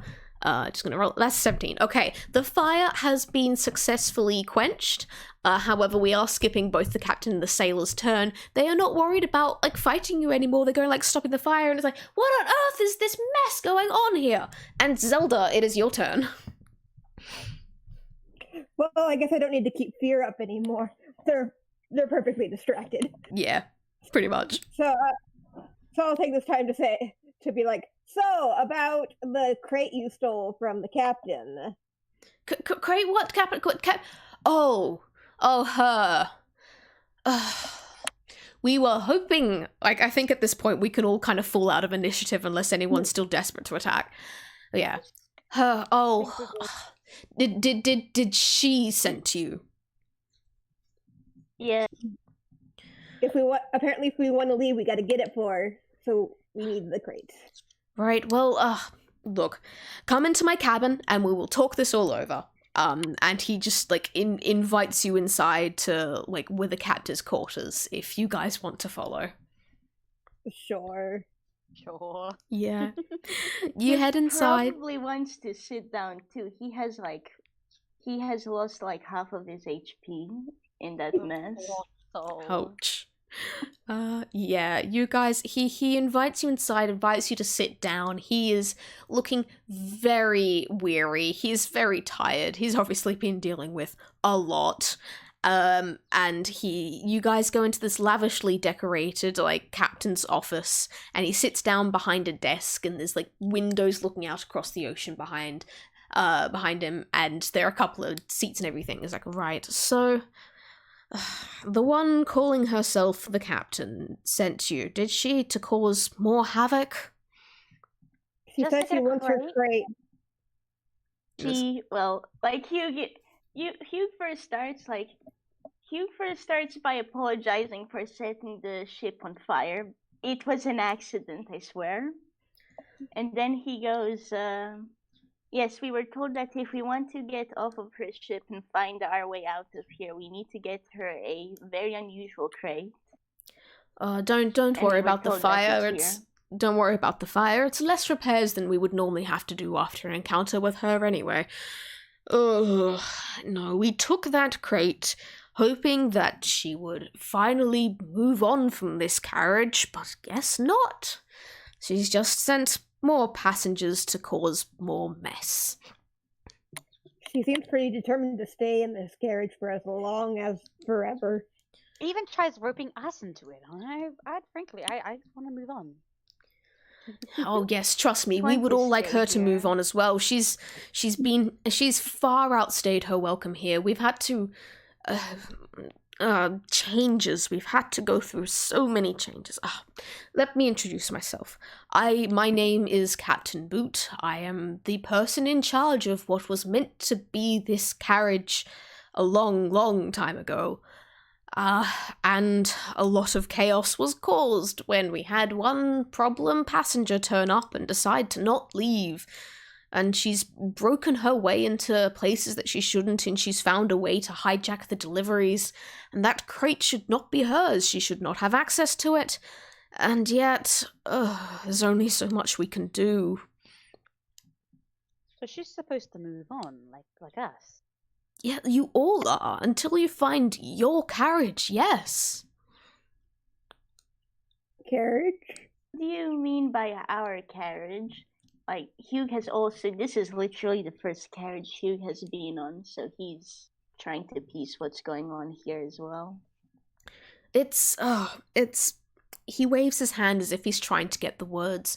You guys will notice a lot about how he's speaking. He seems to have a lot of trouble trying to remember what words he's meant to say here. You know what happens when you kind of have far too many tabs open in your browser and nothing quite works properly and your computer just chugs along because of it? Yes. It's the mental equivalent of that. God. I get that on a daily basis. Yeah. This guy sounds like he needs a hug, honestly. Yeah. It's... This train, personalized carriages. You all have them. There is a purpose. You move through until you find your carriage, and then you solve that carriage, and then you go on. You're not on the train. You go back to wherever you came from. That's how this works. And she stopped moving on. She just stopped here, and she destroyed the island, and she got herself a ship, and he just thunks his head onto the desk. I wonder if we could convince her to move on. Poor guy. It sounds like pirate captain lady has some issues that need to be resolved, and we probably won't be able to leave before we resolve them anyway. That's how these things go. Can't you just yeet her through the next door?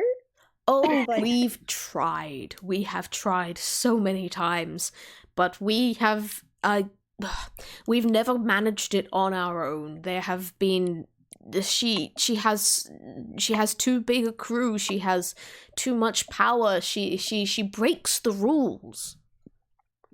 What if they could get her away from the crew? Sink the ship? We should sink it? Because then no ship, no crew. I didn't say that. But you did not say that. I did not say that either. No. Hugh's just watching these two, and he's like, the real question is, can we make her want to leave? That is the question. We gotta figure out why she wants to stay. Yeah. I mean, it's pretty cool here, not gonna lie. Yeah, but there's also other amazing carriages that come up from. And I know on my end, there's someone I want to return to, so I can't stay here. Is there anyone she might want to return to? That is the question, isn't it? I don't know what to do, what to say. I've tried everything I can think of. If there's more information you can find, if there's something else you could do, anything you could do to help her move on would be fantastic. I can't make you do anything, but please. We would be happy to try and help, I'm sure. Sure. I'm not a psychologist, but I'll tag along. Oh, no, I'm not a psychologist either, but... Hugh is 17, he's definitely not a psychologist. And I'm definitely not the best at the quote-unquote moving on. That was terrible. That was really terrible. but it's worth a shot, I'm sure. All right. What did you have in mind then? Any help I can give, I will. I might try and well, first we should probably figure out why she's staying here. Probably it's a good place to start, I would assume. Is there anything you know about her, just like about her personal life, or like you had to have talked to her a lot, right? Are you two close by any chance? Not close. She throws insults. She expects banter, but she's not. He starts stuttering a fair bit, and he's kind of glitching out a little bit as you are asking these questions. I don't know about her past. I don't have access. I don't have access. I can't. And he kind of gets stuck in like a little loop of glitching out there for a bit. Oh, Yeah. honey. Captain Boots. Oh, I love Captain Boots. I want to protect Captain Help Boots. him, man. I want to help Captain Boots. It's okay. I'm sure we can go back and figure something out, but I don't think she'd be very happy if we went back empty-handed. And he kind of like, you can hear like the crunching of gears and a couple of sparks as he kind of resets himself. The crate. She asked you for the crate. I can give you that. Yeah. It would be great, and then we can, if we can get it to move on, then you'd be able to have the crate back. But it's a matter of getting back without. Anyway, yeah. Oh, I don't Figure really need the things crate. out and talk to her. Okay. I don't really need the crate. It was mostly just to stop her from getting the supplies. So if you need it for this plan, if you think it will help, then absolutely yes. And he like taps a little bell on his, like he picks up a little bell on his desk and just ding ding ding ding. And inside comes one of the sailors and just goes, "Sir, yes, First Mate Plank, please send some of the men down to fetch the crate to place it on these these people will be taking it back." And the First Mate Plank nods and then heads off again, and obviously to go get the crate. I love all the like names that all the NPCs I guess have. It's like there's Plank, there was Cookie back on the pirate ship. Beautiful name. Oh, wonderful Yeah. names. I appreciate all of them. I would like, this is not something that your characters would find, well, like you might if you asked about it, but I would like to point out everyone on this ship named themselves. Oh, nice. There's backstory and lore that has gone into, like, these guys have named themselves because they didn't have names before, but they had to get complicated, so names made it easier. Oh, what babies. Oh, honey, it's good. Gotta protect the man. Yeah, we're gonna do our best, man. We're gonna try and save them from this glitchy mess that's happening. Exactly. Get them back on their tracks. Hey, we bad just- jokes! That was terrible. We're gonna Persona 4 this peccary up. Why are you like this? Alright. Now we're gonna start going off the naturally. rails. Can I give you like an anti-inspiration point? Just force you to have a nat 1 at some point whenever you're least expecting it. No, I won't. That would be really funny. No, okay. So, yeah. Captain Boots, like, happily hands over the crate for you guys to take, and his men help, like, lift it down into your little rowboat that you guys point out. Is there anything else you want to do while you're on this ship? Can we borrow your Sure. cannon? Sorry, what did you say? Can we borrow your cannon for an experiment? Well, yes, Yeah. of course, yes. What were you going to do? We're gonna shoot this Cannonballs. rat out of the cannon. Ah. You can kind of just see he just freezes for a moment, staring off into the distance, just kind of imagine or trying to imagine whatever this would involve, and he's I can't say no to passengers, but I cannot say this would be a good idea. Oh, we know. We don't think it's a good idea. It's a fun idea. It's an experiment. It's Yeah, science. just in case she doesn't let us off the ship, we need to make sure someone can get off of it somehow, you see? Well, that's way more logical than I was thinking, you, but...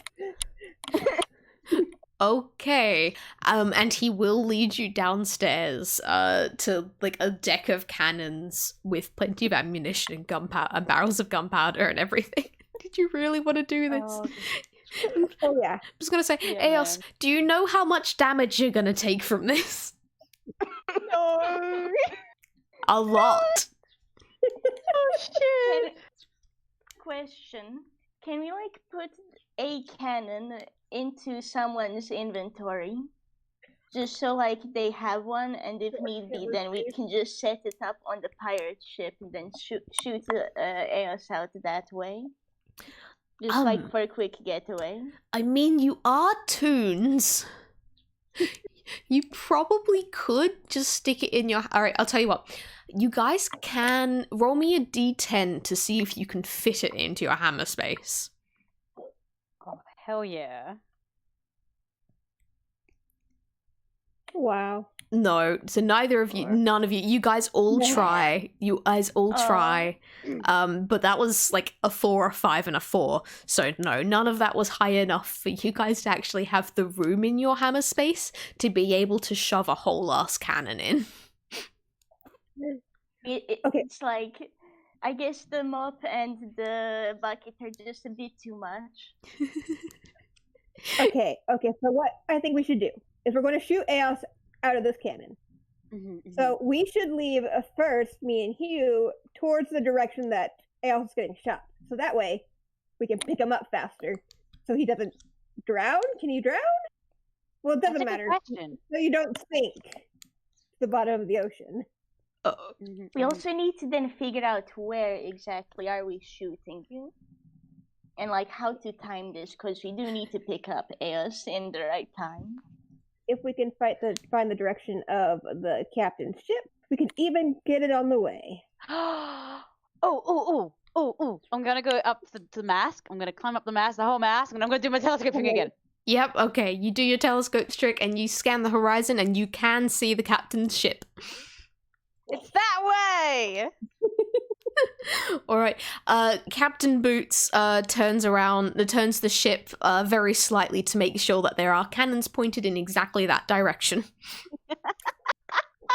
I would like to point out, he is very baffled by this entire thing. He is, Oh no, that's very valid.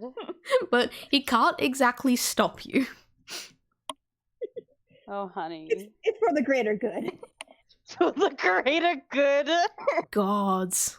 Alright, so, It's not done with bad intentions, only good ones. yep, I And a guess. whole lot The of science. chaos. I guess. Science. It's for toon science. Exactly. Alright, so, I'm guessing, Zelda and Hugh, you get back into the rowboat and you start heading out. And Eos, you climb into the cannon. The rowboat gets to be around like 100 feet out. You can just about see them and like they can kind of waving at you, I'm guessing now. Eos, you climb into the cannon. Absolutely. I'm ready. I'm ready for this. I just hope like that her little rowboat doesn't get shot with the cat. That's the only problem, you know? Sink the entire ship, little rowboat, with my tiny ass body shot from a cannon. I mean, maybe. Capsize hole. Oh, Alright. dear. Gunmaster Barrel is like he's the best at aiming, so he takes control of carefully aiming the cannon to arrive just like he is trying to aim you as best he can to land like near the rowboat, not actually hitting the rowboat. And let's see how good he is at that. Thank you, Oops. Grandmaster. No, I forgot to actually roll I forgot the D. It's a 7. Oh man. no. Okay. Problem is, the gunmaster knows how to to aim really well, but he doesn't when he's dealing with cannonballs, not cats. So, very valid. You don't know this yet, but his aim is rather off. All right. No. Captain Boots kind of leans down and like looks into the cannon again. It's like, are you sure about this? Are you sure? Yeah, I'm sure it'll be fine. All right, Mr. Barrel, fire when ready.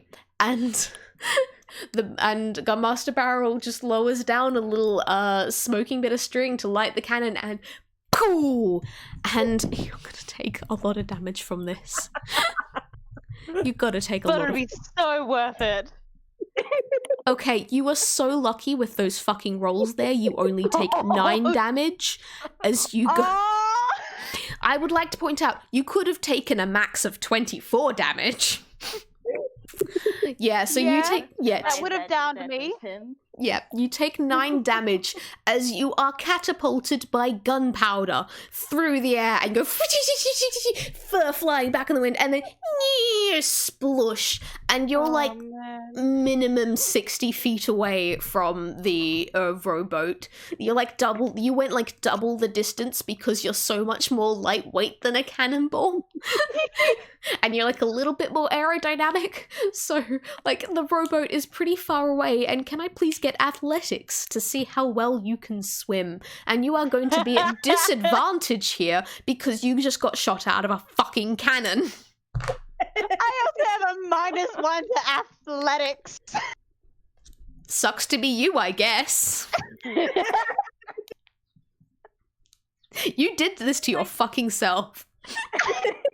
when you angered the DM because you shot yourself out of a cannon, you're stupid. Stupid. Again, I'm never gonna stop you from doing this stupid shit, but I can heavily disapprove. I mean, that's very. You can't. Okay, you can't minus. Oh, you can. You just put a space there. You need to make sure it's all like one string. He's angry at the space. That's Oh valid. wow. Okay. Let's see at an 8. Okay, there we go. Oh. That 8. Also, can I just say, There it is. Also, can I just say, like, Hugh looks worried at this, and like, as soon as he realizes that Nathaniel, maybe that's their name, has been like shot way further than planned, he's like turning around to Zelda, and it's like, we need to start rowing. Yeah, you guys just watch this half on fire cat going zooming above you, leaving a smoking trail and a smell of burning fur. Good news is, landing in the water did put out the fire. Bad news is, Yay! You are having a hard time staying afloat, and with that 8, you're not drowning, but you're gonna run out of energy really damn quick, and you certainly don't have enough strength to go swimming anywhere, so you need to wait for the boat to come to you. And can I get strength rolls from both Zelda and Hugh as you row out there? As fast as you can. Kai knows exactly the shenanigans I do. I mean, I played the most shit-posty session, but it was the perfect example of my shenanigans. It was great. I still hate you for it, but it was great. I mailed myself in a box. Yes! What I hate is that if you could have broken down the entire train set, you could have actually been mailed off to the carriage that, creates all the shit for the train. You could have done that, except you put you put an actual address on the letter that you were sending yourself with. You came so close to breaking the train, I hope you realize, back in episode 6. Oh, I nearly broke the I have a train. question. Anyway, back to you guys trying to frantically row out to your friend. You were obviously a little bit too frantic, as that is a 9 and a 4. So you're kind of splashing at the water with the oars, but you're not really getting anywhere. Hi, I have Out a of question. sync, so they're just spinning the boat around in circles. Pretty much. Kai, how far out is Eos? You're now probably around like probably about 50 feet away. You didn't get very far. Okay, still too far to use Mage Hand. Yeah. Once we can get that close, I can try and cast it. Yeah. Okay, This poor cat. can I please get a another athletics roll? Actually, would this be Constitution? I think actually, yeah. Give me a Constitution saving throw, Eos, please. A con saving throw? Okay, that's better, like, because I don't have any minuses to con. That's a 13. Okay, that's not bad. Good news is you're not drowning. Bad news is you did just get a mouthful of salt water. You are having a lot of trouble staying afloat. You've kind of, like dead man's float, the sort of like starfishing sort of thing. That's about what you can manage at the moment. So you're not drowning, but you're certainly not getting anywhere and you're not having a good time of it. Can I make any shapes in the clouds? Yeah, you see a duck. Wonderful. All right. Can I get another pair of strength rolls from Zelda and Hugh, please? Oh, Nat 20. No. Oh no. Yeah, I did do it right. Yeah. You Let's did. see. Another 4. And another 4. Man, Okay. poor Hugh is just like he's too worried. Okay. Yeah. Like first 2 friends Doing he's his met in best. this weird place, and like one of them is in the water after being shot from a cannonball. He's worried. Okay. Yeah, like Hugh, you've basically forgotten how to row. Good news is Zelda's going great and is like, oh shit, we can't let our friend drown. I'm the one that wanted to shoot him out of a cannon in the first place. So you quickly like grab both the oars and you start rowing towards, and you're now only about like 20 feet away. Now I can cast Mage Hand. Yeah. You can like grab the oars while Zelda I can grab the does cat. magic. Yeah? Yes. I don't think Eos weighs very much. Yeah, because Eos is so fucking tiny. Alright, I am so tiny. because They are Eos fun-sized. Yeah. Because Eos is so tiny, I will allow him to be picked up by him, them. What are Eos's pronouns? I've completely blanked. They or he works. Okay, yeah. You successfully managed to pick up Eos with Mage Hand only because they are so tiny. And you drag this sopping wet and slightly singed cat back onto the boat. Hey, that was awesome. I saw a duck in the sky. I saw a cat in the ocean. God. Congratulations. Hugh's just worried. There's like, is there a blanket or something on board? Because he'd wrap Eos in one now if he could. If you want, you can pull one out of your hammer space if you roll a d10. Sure, let's try this. Pulls out a cannon instead. Oh, you forgot the D. Oh, wait. Whoops. Out here figuring the That's a Ds. 5. Yeah, you successfully managed to pull a blanket out of your hammer space and you bundle up Eos so that they're nice and snugged and warm. Better. You can like just see Hugh sigh in relief before he sits down next to Eos. Oh, what a sweetie. Bless. All right. And you guys can start rowing back to the pirate ship. It is a bit slow. I'm not going to make you roll again. But like it is a bit of a slower going as the large metal crate that you are now carrying in the boat, is heavy and it makes rowing a lot of extra work. But eventually you do manage to get back to the pirate ship, and as you get close, you hear this cheer spring up. You're like, yeah, with all the crewmates and the captain cheering because, yay, you successfully brought back the crate, and they will happily help lift it back up onto, like, they throw down ropes and lift up the crate and lift up you guys and lift up the entire boat. And yeah, big celebration. And the captain's just like, well done, you did it, you did it! Oh, I'm so proud of you, the best crewmates ever! So good. Quiet, because he's like thinking, okay, now how do we ask in a nice way, why aren't you moving on with your life? Yeah, There's like, No, go ahead. I don't know, I'm actually done. It's like there's no good way to say that.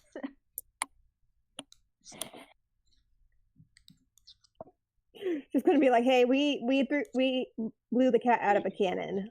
Look at us! Look at him! Look at him! He survived." Oh, that's a He great. survived. Oh, can I have a go? Can I have a go? Can you fit in the cannon? No. I want to blow him out of the cannon. Oh, not quite yet. I have a very important question. Yeah, what is it? I don't know. Why haven't you gone through the door yourself? Because it's boring. Duh. I'm having fun here. I mean, I had some pretty good What's damn fun outside of the adventures in door, do train. you? Sorry, I couldn't. You all talked at the same time. I couldn't hear anything. Sorry, you go first, Diaz. I mean, I've had some pretty good adventures in the other carriage of the train, so... Oh yeah, there's other fun adventures too, but like this is the place where I've been having the most fun, you know? It's like there's no one else around trying to tell me what to do. I get to be a pirate. I get to blow up other ships. I get to blow up the island. It's having a fun time here. I don't want to move on. Don't you have anyone to go home to? No one that cares. Yeah, don't you... Get Doesn't that? it get lonely here, though? It's... Even if your home life isn't good, that doesn't mean you can meet other people out there. I God. mean, I've only been here shortly, but I've met 2 new friends here, you know? I'm sure if you move on, you'll be able to find someone quickly, too. She just pulls a kind of disgusted face and like her tongue half twisting down like like no like you guys are so boring. You're starting to sound like the boring old Navy captain. Why are you like this? You were being so fun before. Come on, you got to throw Nathaniel out of a cannon. Hey, Captain, you're actually the one sounding a bit boring here, wanting to stay into the same old thing over and over again. You How want to about move on? I get to be the captain here. I don't want to move on. If you guys can't come up with ideas for more adventures, then like, yeah, fine, go. You're being boring. You don't understand the damage you're causing to this place. I don't care. But you should. Why? Because it affects so many more people outside of this carriage than this one. you aren't the only real person here? And don't you feel bad for the old Duke at all? When we found him, he was glitching out and could barely speak to us at times. Well, he's not real, so he doesn't matter. It's just part of the game, right? How do you define what's real? Well, he's not a He has passenger. feelings. Why aren't the people who aren't passengers real? Well, because Some people would think that we're real. well, like the train just makes them up. They just make them up as part of each carriage, and like they're part of whatever game it is. And like this is the best game I've come across, so I'm staying here. And like He might if not be real, but he's here to help you. And I think that's pretty real. you I guys, mean, how do you define something that's not real? Like, he seemed to have plenty of emotions and feelings to me. And he was very hurt by everything that's gone on and very stressed. Don't you feel bad for causing that to someone else? as you guys are saying all this, it's like you can kind of just tell that the captain is getting more and more like uninterested as each time you speak, because like you're being really boring. Having to think about other stuff isn't fun.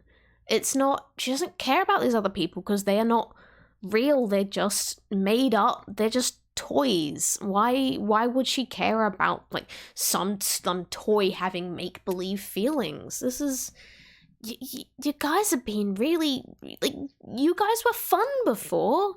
You guys went and you did them like you invaded like the other ship and you blew a cat out of a cannon and you guys like why are you being like this? We have an unending world for adventure here. I can get anything I could ever want here. Like it takes a bit to arrive, but I could get anything. I get the not final say of like when the sun rises and when when the moon comes out and when the stars are here, and I get to say what food we eat, and I get to say what times we have those meals, and I get to say what adventures there are, and if I want mermaids, there will be mermaids, and if I want to blow up things, then I will blow up things, and no one can stop me. And why would you ever want to leave that? You don't have to do anything. You don't have to be anyone that you don't want to be. Why do you want to move on? Why would you want to have this stupid old train trying to fix things and make you grow up when you could have anything you've ever imagined here? Why? Because it's achingly lonely to just sit here and not go anywhere. The thing you're missing is that this world isn't unending. And growing up doesn't necessarily mean letting go of the fun adventures.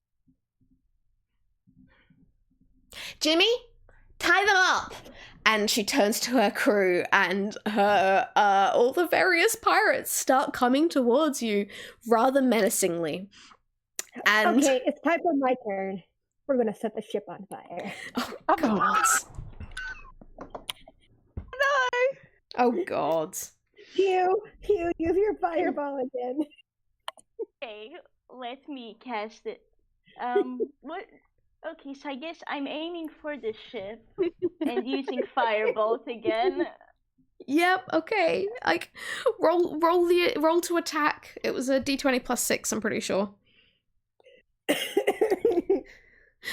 Okay, here we go.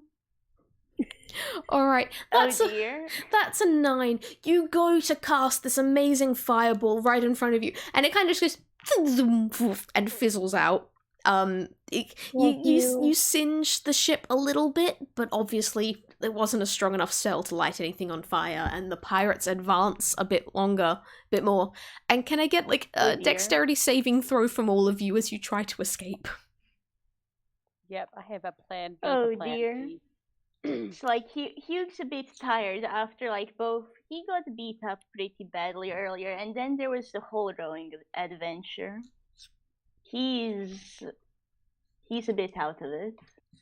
What are we rolling again? Dex saving. Yeah. Dex saving is actually +7. Nice. Got a nat 20. That's a 20. We all got Holy over shit. 20. We all got God. above 20. It's a 22, and then a 24 from Zelda. Yeah, you guys, the pirates all lunge at you all at the same time, and you all just like jump, stomp on their heads, and scatter. And the captain's not happy with this. Like, if you're so desperate to move on and grow up and be boring, then you can go be boring at the bottom of the ocean. And she's actually gonna aim one of the cannons that are on the deck and try to shoot at you guys. And I'm just gonna +3, and I'm just gonna. That's a 16. That's gonna hit at least one of you. Which one of you is probably gonna be like would have been in the middle? How were you standing before? You guys get to choose who gets hit here, basically. Oh. That Hugh isn't hit because he has 13 HP currently. I could I say don't Zelda think would be in the middle. Yeah, okay, I have so 34 HP. Zelda's I'm more tall. likely to survive this. I was also I'm gonna say, if tall. I was in the middle, you'd have to aim at the deck of the ship and hit you. Yeah, I think Zelda's big. It makes the most sense for this to have been aimed at her. I'm really sorry, this is probably going to be a lot of damage, but you did just get hit by a fucking cannon. That's a 15 bludgeoning damage as you get knocked off your feet by this cannonball slamming into your stomach, and you get launched all the way to the tip of the ship. Are you okay? Like, how are you health-wise? I have 19 HP left. I'm okay. Okay, you're I'm good. okay. Zelda I'm has alive. the most HP out of all of us. Yeah, That's why I took the hit. thank you. I had a chance. Yeah, you get hit in the stomach by a cannonball and you get launched across the ship. Hugh and Eos, you watch as your friend just goes rocketing down the other end after this cannon's been fired, and the captain pulls out her sword. I'm not going to go into initiative here unless you guys desperately want it. It's just going to be do the thing if you feel like it is the right time to do the thing. Okay, well, I have a plan. Can Hugh cast the spell now? Let's hear what the plan is first, and then maybe yes. Good idea, yeah. Alright, my plan was to skitter down to the weapony section, find any potential gunpowder that they have on the ship, and light it on fire. Great, because you know what Hugh wants to do. He The plan wants was to to cast set the ship on fireball. fire. All right, I will say there is a barrel of gunpowder. There is one barrel of gunpowder on the deck of the ship because Alright. you have got a couple of cannons up here. There is a larger pile of gunpowder a couple of decks down, as you guys were shown on your tour earlier on. Mm-hmm. Hugh, come with me to the gunpowder. The boom boom. Make a boom boom. And Abe's just skittering off. He's skittering. Like, Hugh nods and runs after them, and he gets ready to cast a very impressive fireball, hopefully. Oh, amazing. Okay, Zelda, how are you going? You've been knocked pretty far away from your friends. Am I still on the ship? You are still on the ship. Can I get out from underneath this cannonball that's launched into my stomach? Yes, you can. Okay. Get solved with gunpowder. That's cool. Yeah, you have got a number of pirates and the captain advancing on you menacingly. All right, cool. How close is the captain?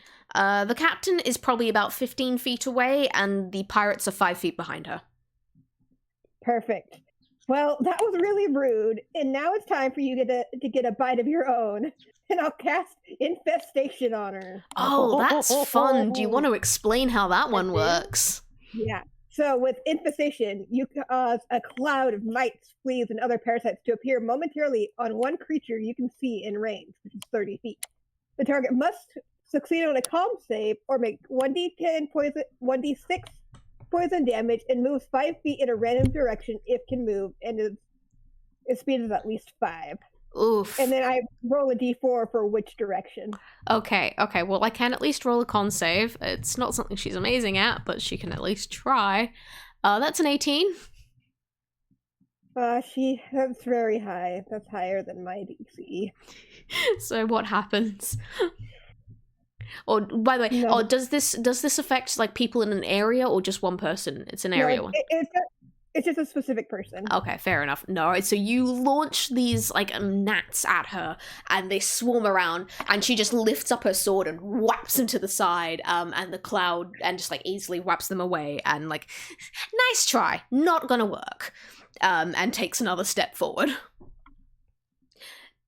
Eos and Hugh, I'm just gonna quickly roll you a d20 to see how lucky. Basically, it's like a luck. You are not very lucky. You guys, there is gunpowder, but it's not all stacked up in one area. It's a bunch of barrels kind of scattered all about the gun deck.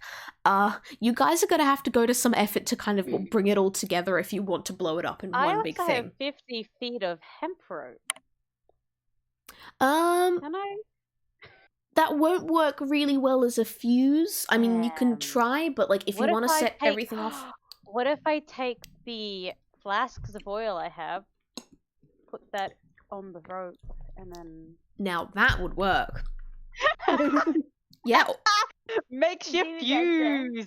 Yeah, absolutely. If you want to have like a fuse leading to all the barrels that will go off more or less at once, this would be ideal. Yeah. I have 2 flasks of oil and 50 feet of hemp rope. Alright. Dunk the rope in, and I guess then Hugh can cast Fireball. And you just have to aim for the fuse and we can light this whole place up. Yep, I guess then this is another d20 plus. Yeah, attack roll just to kind of see how well it is. That's a nat 1! Oh, I'm so Yeah. sorry. no. You know what? I'm giving you advantage on this just because I like this idea, because you went to the effort of setting up a bunch of fuses. I'm giving you advantage. Roll again. Thank you. This will not stop Did you that- from necessarily getting another absolutely garbage roll, but I do want this to work. So, may I just say, like, since Hugh is a wizard and he's an evocation wizard, he's made sure to use sculpt spells so that Eos is like automatically protected from the fireball. A wise idea. Wise idea indeed. I've already been shot at the cannon today. Alright, that's a 10. Yeah, okay. Bad news is, this is not a very good fireball. You do manage to set off the fuse. The fuses are moving, but they're moving kind of slowly, and while the fireball probably should have been a lot bigger and it would have gone off sooner, these ones don't, so it's gonna take a while for the fuses to burn down, however you have lit them. Alright, well, we just gotta keep them away from the fuses. And like that just means we have the time to get up to Zelda and That help is her true out, as well. and then the ship will blow up plenty, and we'll like be just a bit further away from that. This could work in our favor. Yeah. Alright. And Yep, do you head back up to the main deck? Yeah. Right, there are basically the entire pirate crew is up here about to attack Zelda. Zelda, do you want to do anything to try and get out of this real quick? I do. I want to cast Disguise Self and make myself look like the captain. Okay. Can you roll me just like, make me a spellcasting roll just to see how well this works? All right. Let me pull up my... I want to see how good your disguise is. So that would be the spell attack bonus? Yeah, basically, yeah, it's your, like, d20 plus your spellcasting bonus. Which is, yeah. Oh, awful. That's Absolutely awful. Okay, you do Yeah. it. You do manage to disguise yourself, but you basically turn yourself into a caricature of the captain, and, like... Oh, that's better. That's better. And like she just gasps and goes like, "What? That's just mean." Look at me. I'm the captain. I don't want to make bonding relationships with people. I want to stay a little tiny child on my little playset for the rest of my life. All right, she's gonna she's gonna outright growl and take a fucking swing at you with her rapier. Do it. Yeah. Zelda is like, try me. That's a 12. Does that hit? It does not. All right. I have a armor class. Yeah, she takes a swing at you with her cutlass, which is what I'm calling her fucking rapier. But she takes a swing at her with your cutlass, but like slices to the side as while you continue your little impersonations. She's just enraged. One sec, I think she might actually have some bonus shit she can do here. One moment.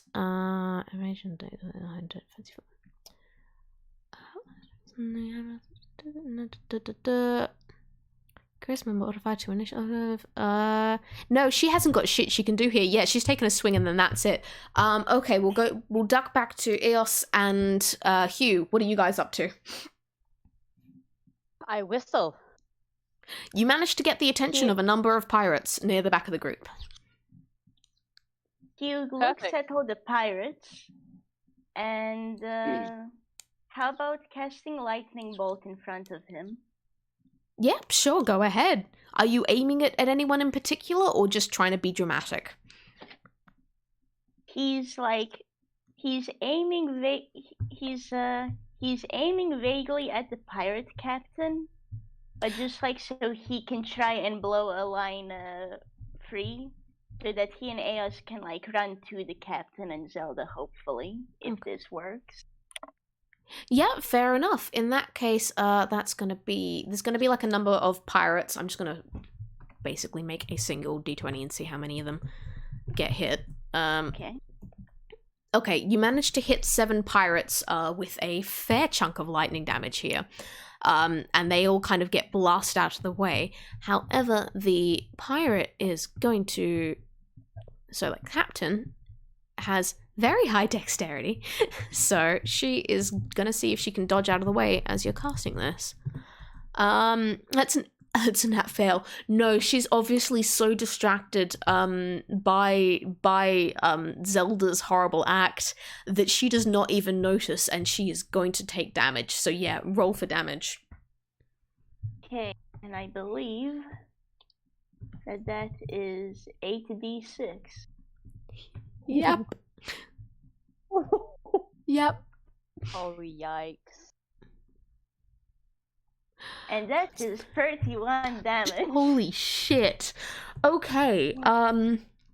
Hugh's like making up for his fire spells not working. It's time to go lightning.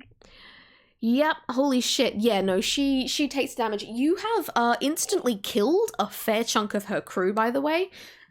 Not all of them. Like, you've wiped out 7 crewmates as they just get obliterated, and a lot of the other crewmates do take a chunk of damage as well, but they're more or less okay.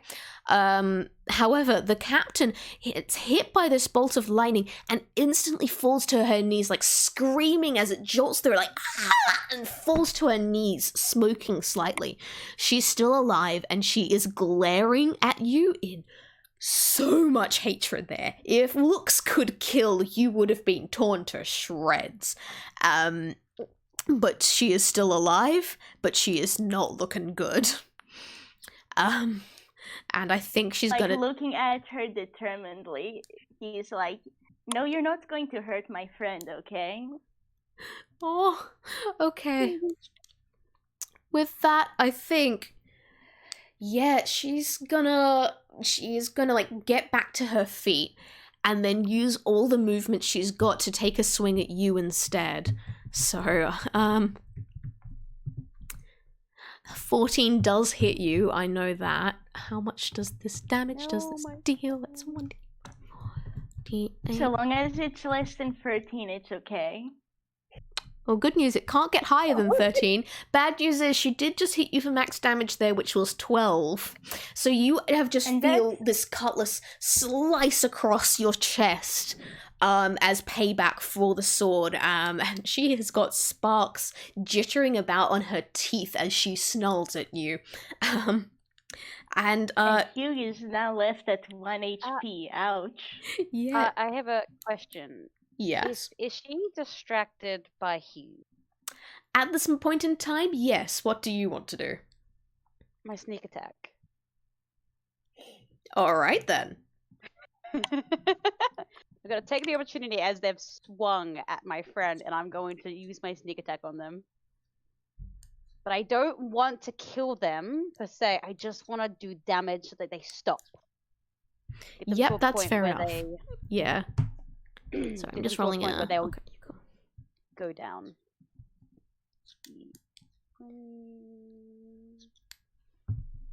I guess I have to do a normal roll, won't I? Yeah, you gotta. Yeah. Yeah, that's what. I if it's a sneak attack, you have advantage though, don't you? You have a what? Advantage? Yeah.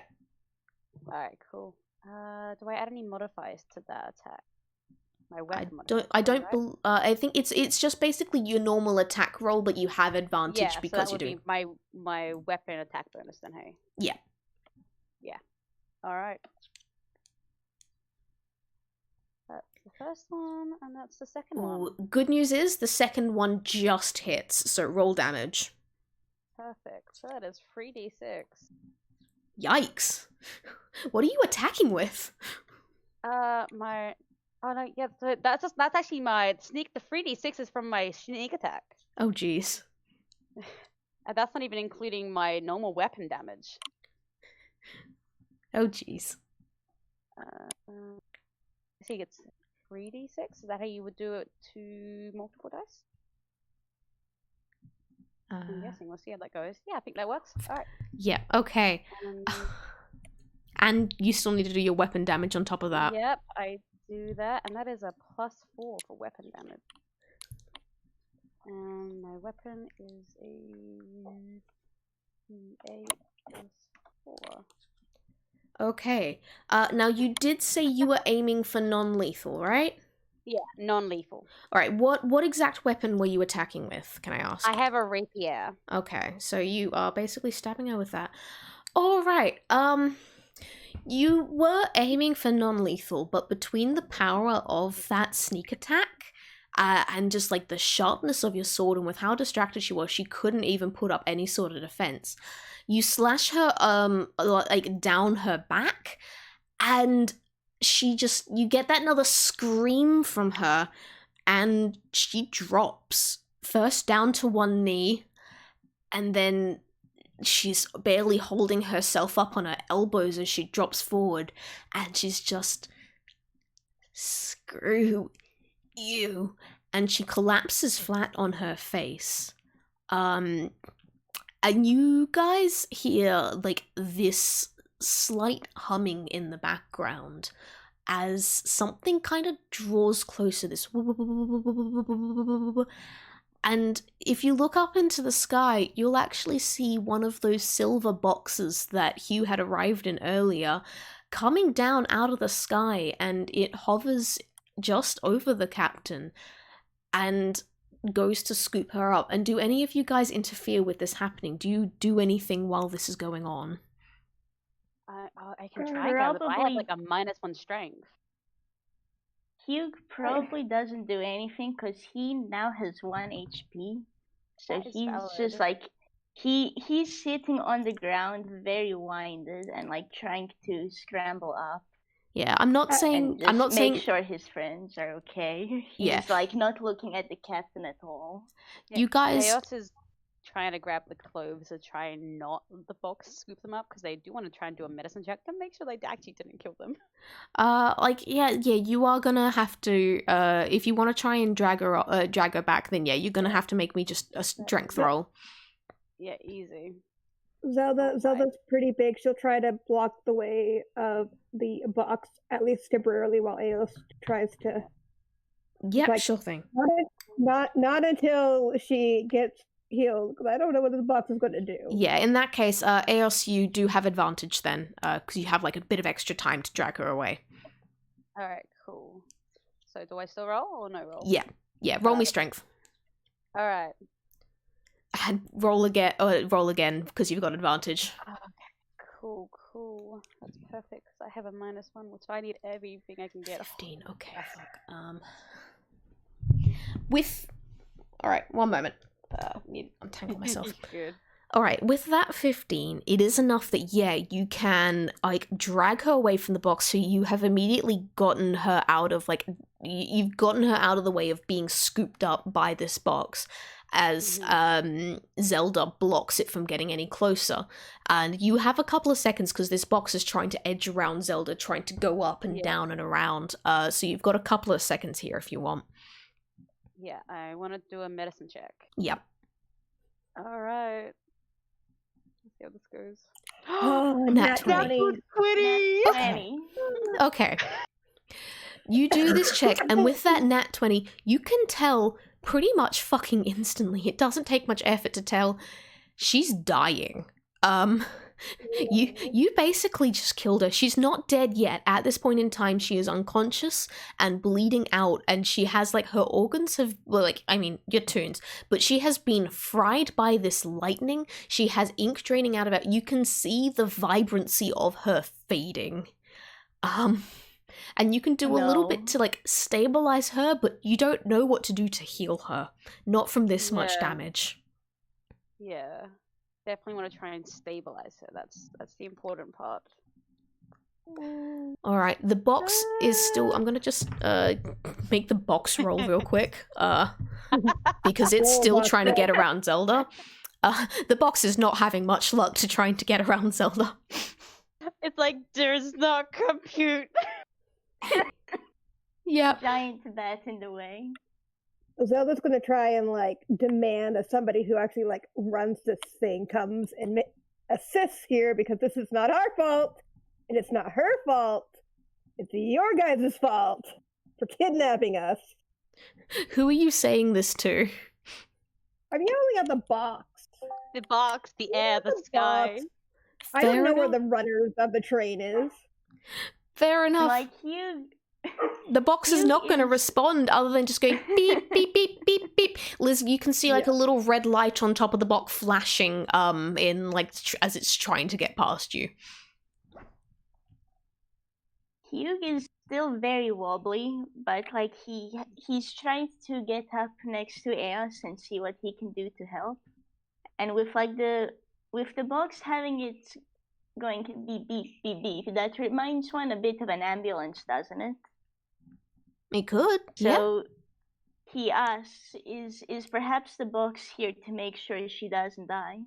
Possibly, but I wanted to make sure she was stable before she went in the box. That's the important part.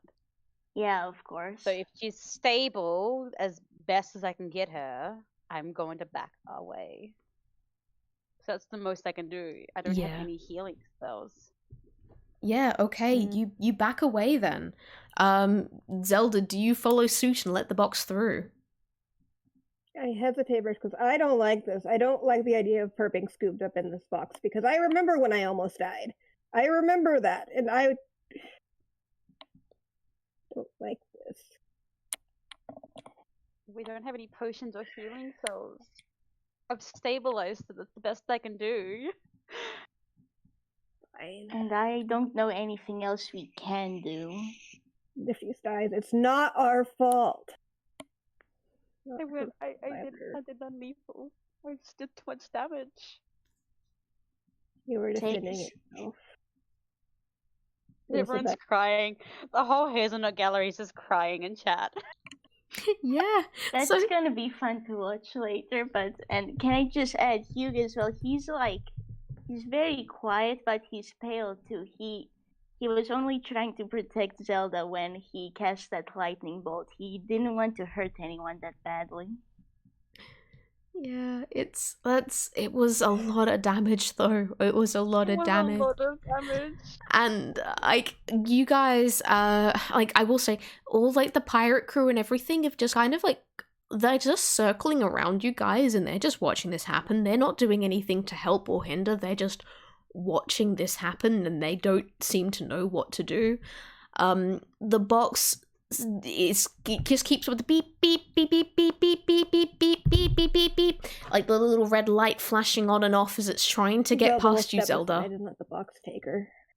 Yeah. There's nothing more she can do. All right. Yeah, Zelda steps out of the way then. Like the box moves forward and aligns itself over the captain, and there is some sort of like it scoops her up basically and then rises back into the air and vanishes into the sky, and it's gone, and you guys have the ship to yourself apart from the crew now. There is ink staining the deck. As Launch just said in chat, the ship's still gotta explode. Good fucking point. I need to roll a fucking d6 for that. You guys get like this one quiet moment of like what after watching the box vanish, after realizing oh that happened, and then the first of the barrels of gunpowder go off. There goes another one at the other end of the deck. Everyone run for it. Okay, we're gonna. Yes, the rowboats are still up here. We can get the rowboats started and get on the rowboats and go to shore. Yeah. Rowboats. We can try and get the rowboats out and try and get all the pirates to the Duke's ship, and we can try and run too. Should we like grab the special crate? No, leave it. Leave it. Yeah, okay. Just leave it. Let's just get in the boat and go. Otherwise, we're gonna die. Yeah. There goes another explosion. Okay, going. You leap into the rowboat, and like the next explosion goes off. It gets launched into the air and splosh down in the water. So you guys are safe. The crew, you can see the crew kind of jumping off the boat and into the water and just abandoning ship, and see them swimming off in random directions. And then there's one final and the entire ship goes up in flames as it splits in half with the force of this next explosion. And yeah, that ship's just fucking gone. What do you guys want to do now that you're in the rowboat? You are being, like, pelted by little bits of debris. You're not going to take any damage, but, yeah, it's not great. I'd like to hope we don't take any damage anymore. Like, you get Yeah. out. Yeah, no, I'm not going to go let's killing you head as to well, Hugh. shore. Let's head to shore. Yeah, sure. The nearest place was the island with the exit door, so it does take a bit of rowing, and you get to watch the flames of the boat and just rise into the air as smoke starts covering the sky. And you guys get to the shore, and it's just this one small island with nothing but sand and a couple of little scrubby bushes, and that archway of a red door in the middle.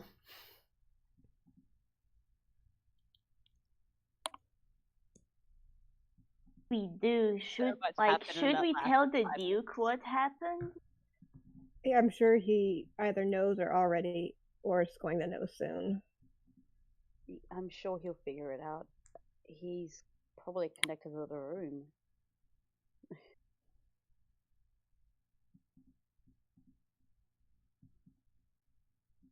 Hugh then goes to look at the door, and he asks the two beside them then, do you know what this door is? Is this where we go from here? That's the way out, yeah. We probably won't see each other again. We won't. Probably not. Hugh is just saddened by this too, because he's like, what? I'm gonna cry. I haven't seen my friends in what feels like ages now. Maybe we'll get lucky, maybe I not. saw my friends. When we get out of here, there's still a chance we'll meet again, right? Be it inside this train or out of it. Maybe. I guess we'll only see. And we'll just have to hold on to that hope. But until then, I will see you peeps maybe never. It's been fun. I'm just gonna back myself out this archway door, because this has not been my kind of adventure. Someone died. Heck, Daz would not be proud of me. Daz would be very disappointed in you. And Hugh is like just quiet and kind of saddened. He's had a very stressful day, and he doesn't even know if he'll be able to see his new friends. Arguably the only good thing that happened, but he hopes that he does in the end find them again. That would be sweet. Alright, and as you each go through the door, you are swallowed up by that warm, pale light, and you are whisked off to different parts of the train. Good news is, any of you that took damage, which actually, no, all of you that took damage are completely healed as you go through, and you will come out the other side feeling like refreshed and well fed, and basically like someone hit the restart button on you, and you head off on your own adventures, and you leave this carriage behind. Hit the reset button on my emotional state. Yep, there's no reset button for that. Sorry. Yeah, you killed a lady. Well done. Oh no. You killed a child. Oh, He doesn't mean to. He's a child as He well. didn't He mean just to. wanted to protect his friend. well, I would like to point out, I will say, the captain is not actually a child. She's like the toon equivalent of 18. But Okay. but yeah, you still killed her. It's okay. The recovery Killed car your is there for a favorite reason. bad guy. Yeah, well done.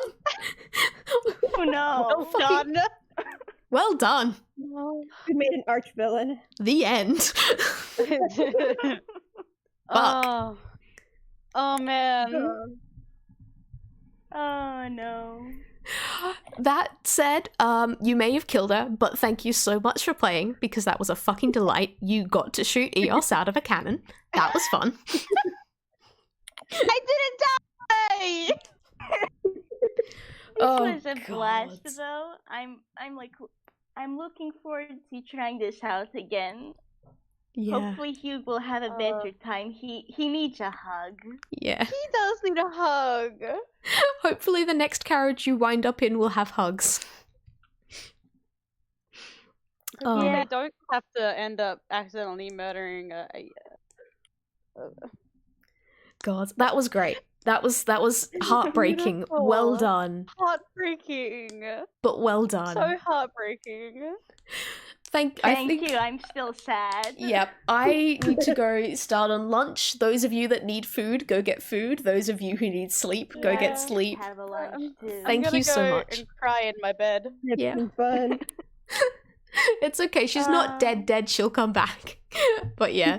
Yeah, and if she ever sees me again, she's gonna kill But me. Chaos doesn't know that. I don't know that. Yep, No, I that's don't. fair. All right, everyone say goodbye for the recording. Bye bye.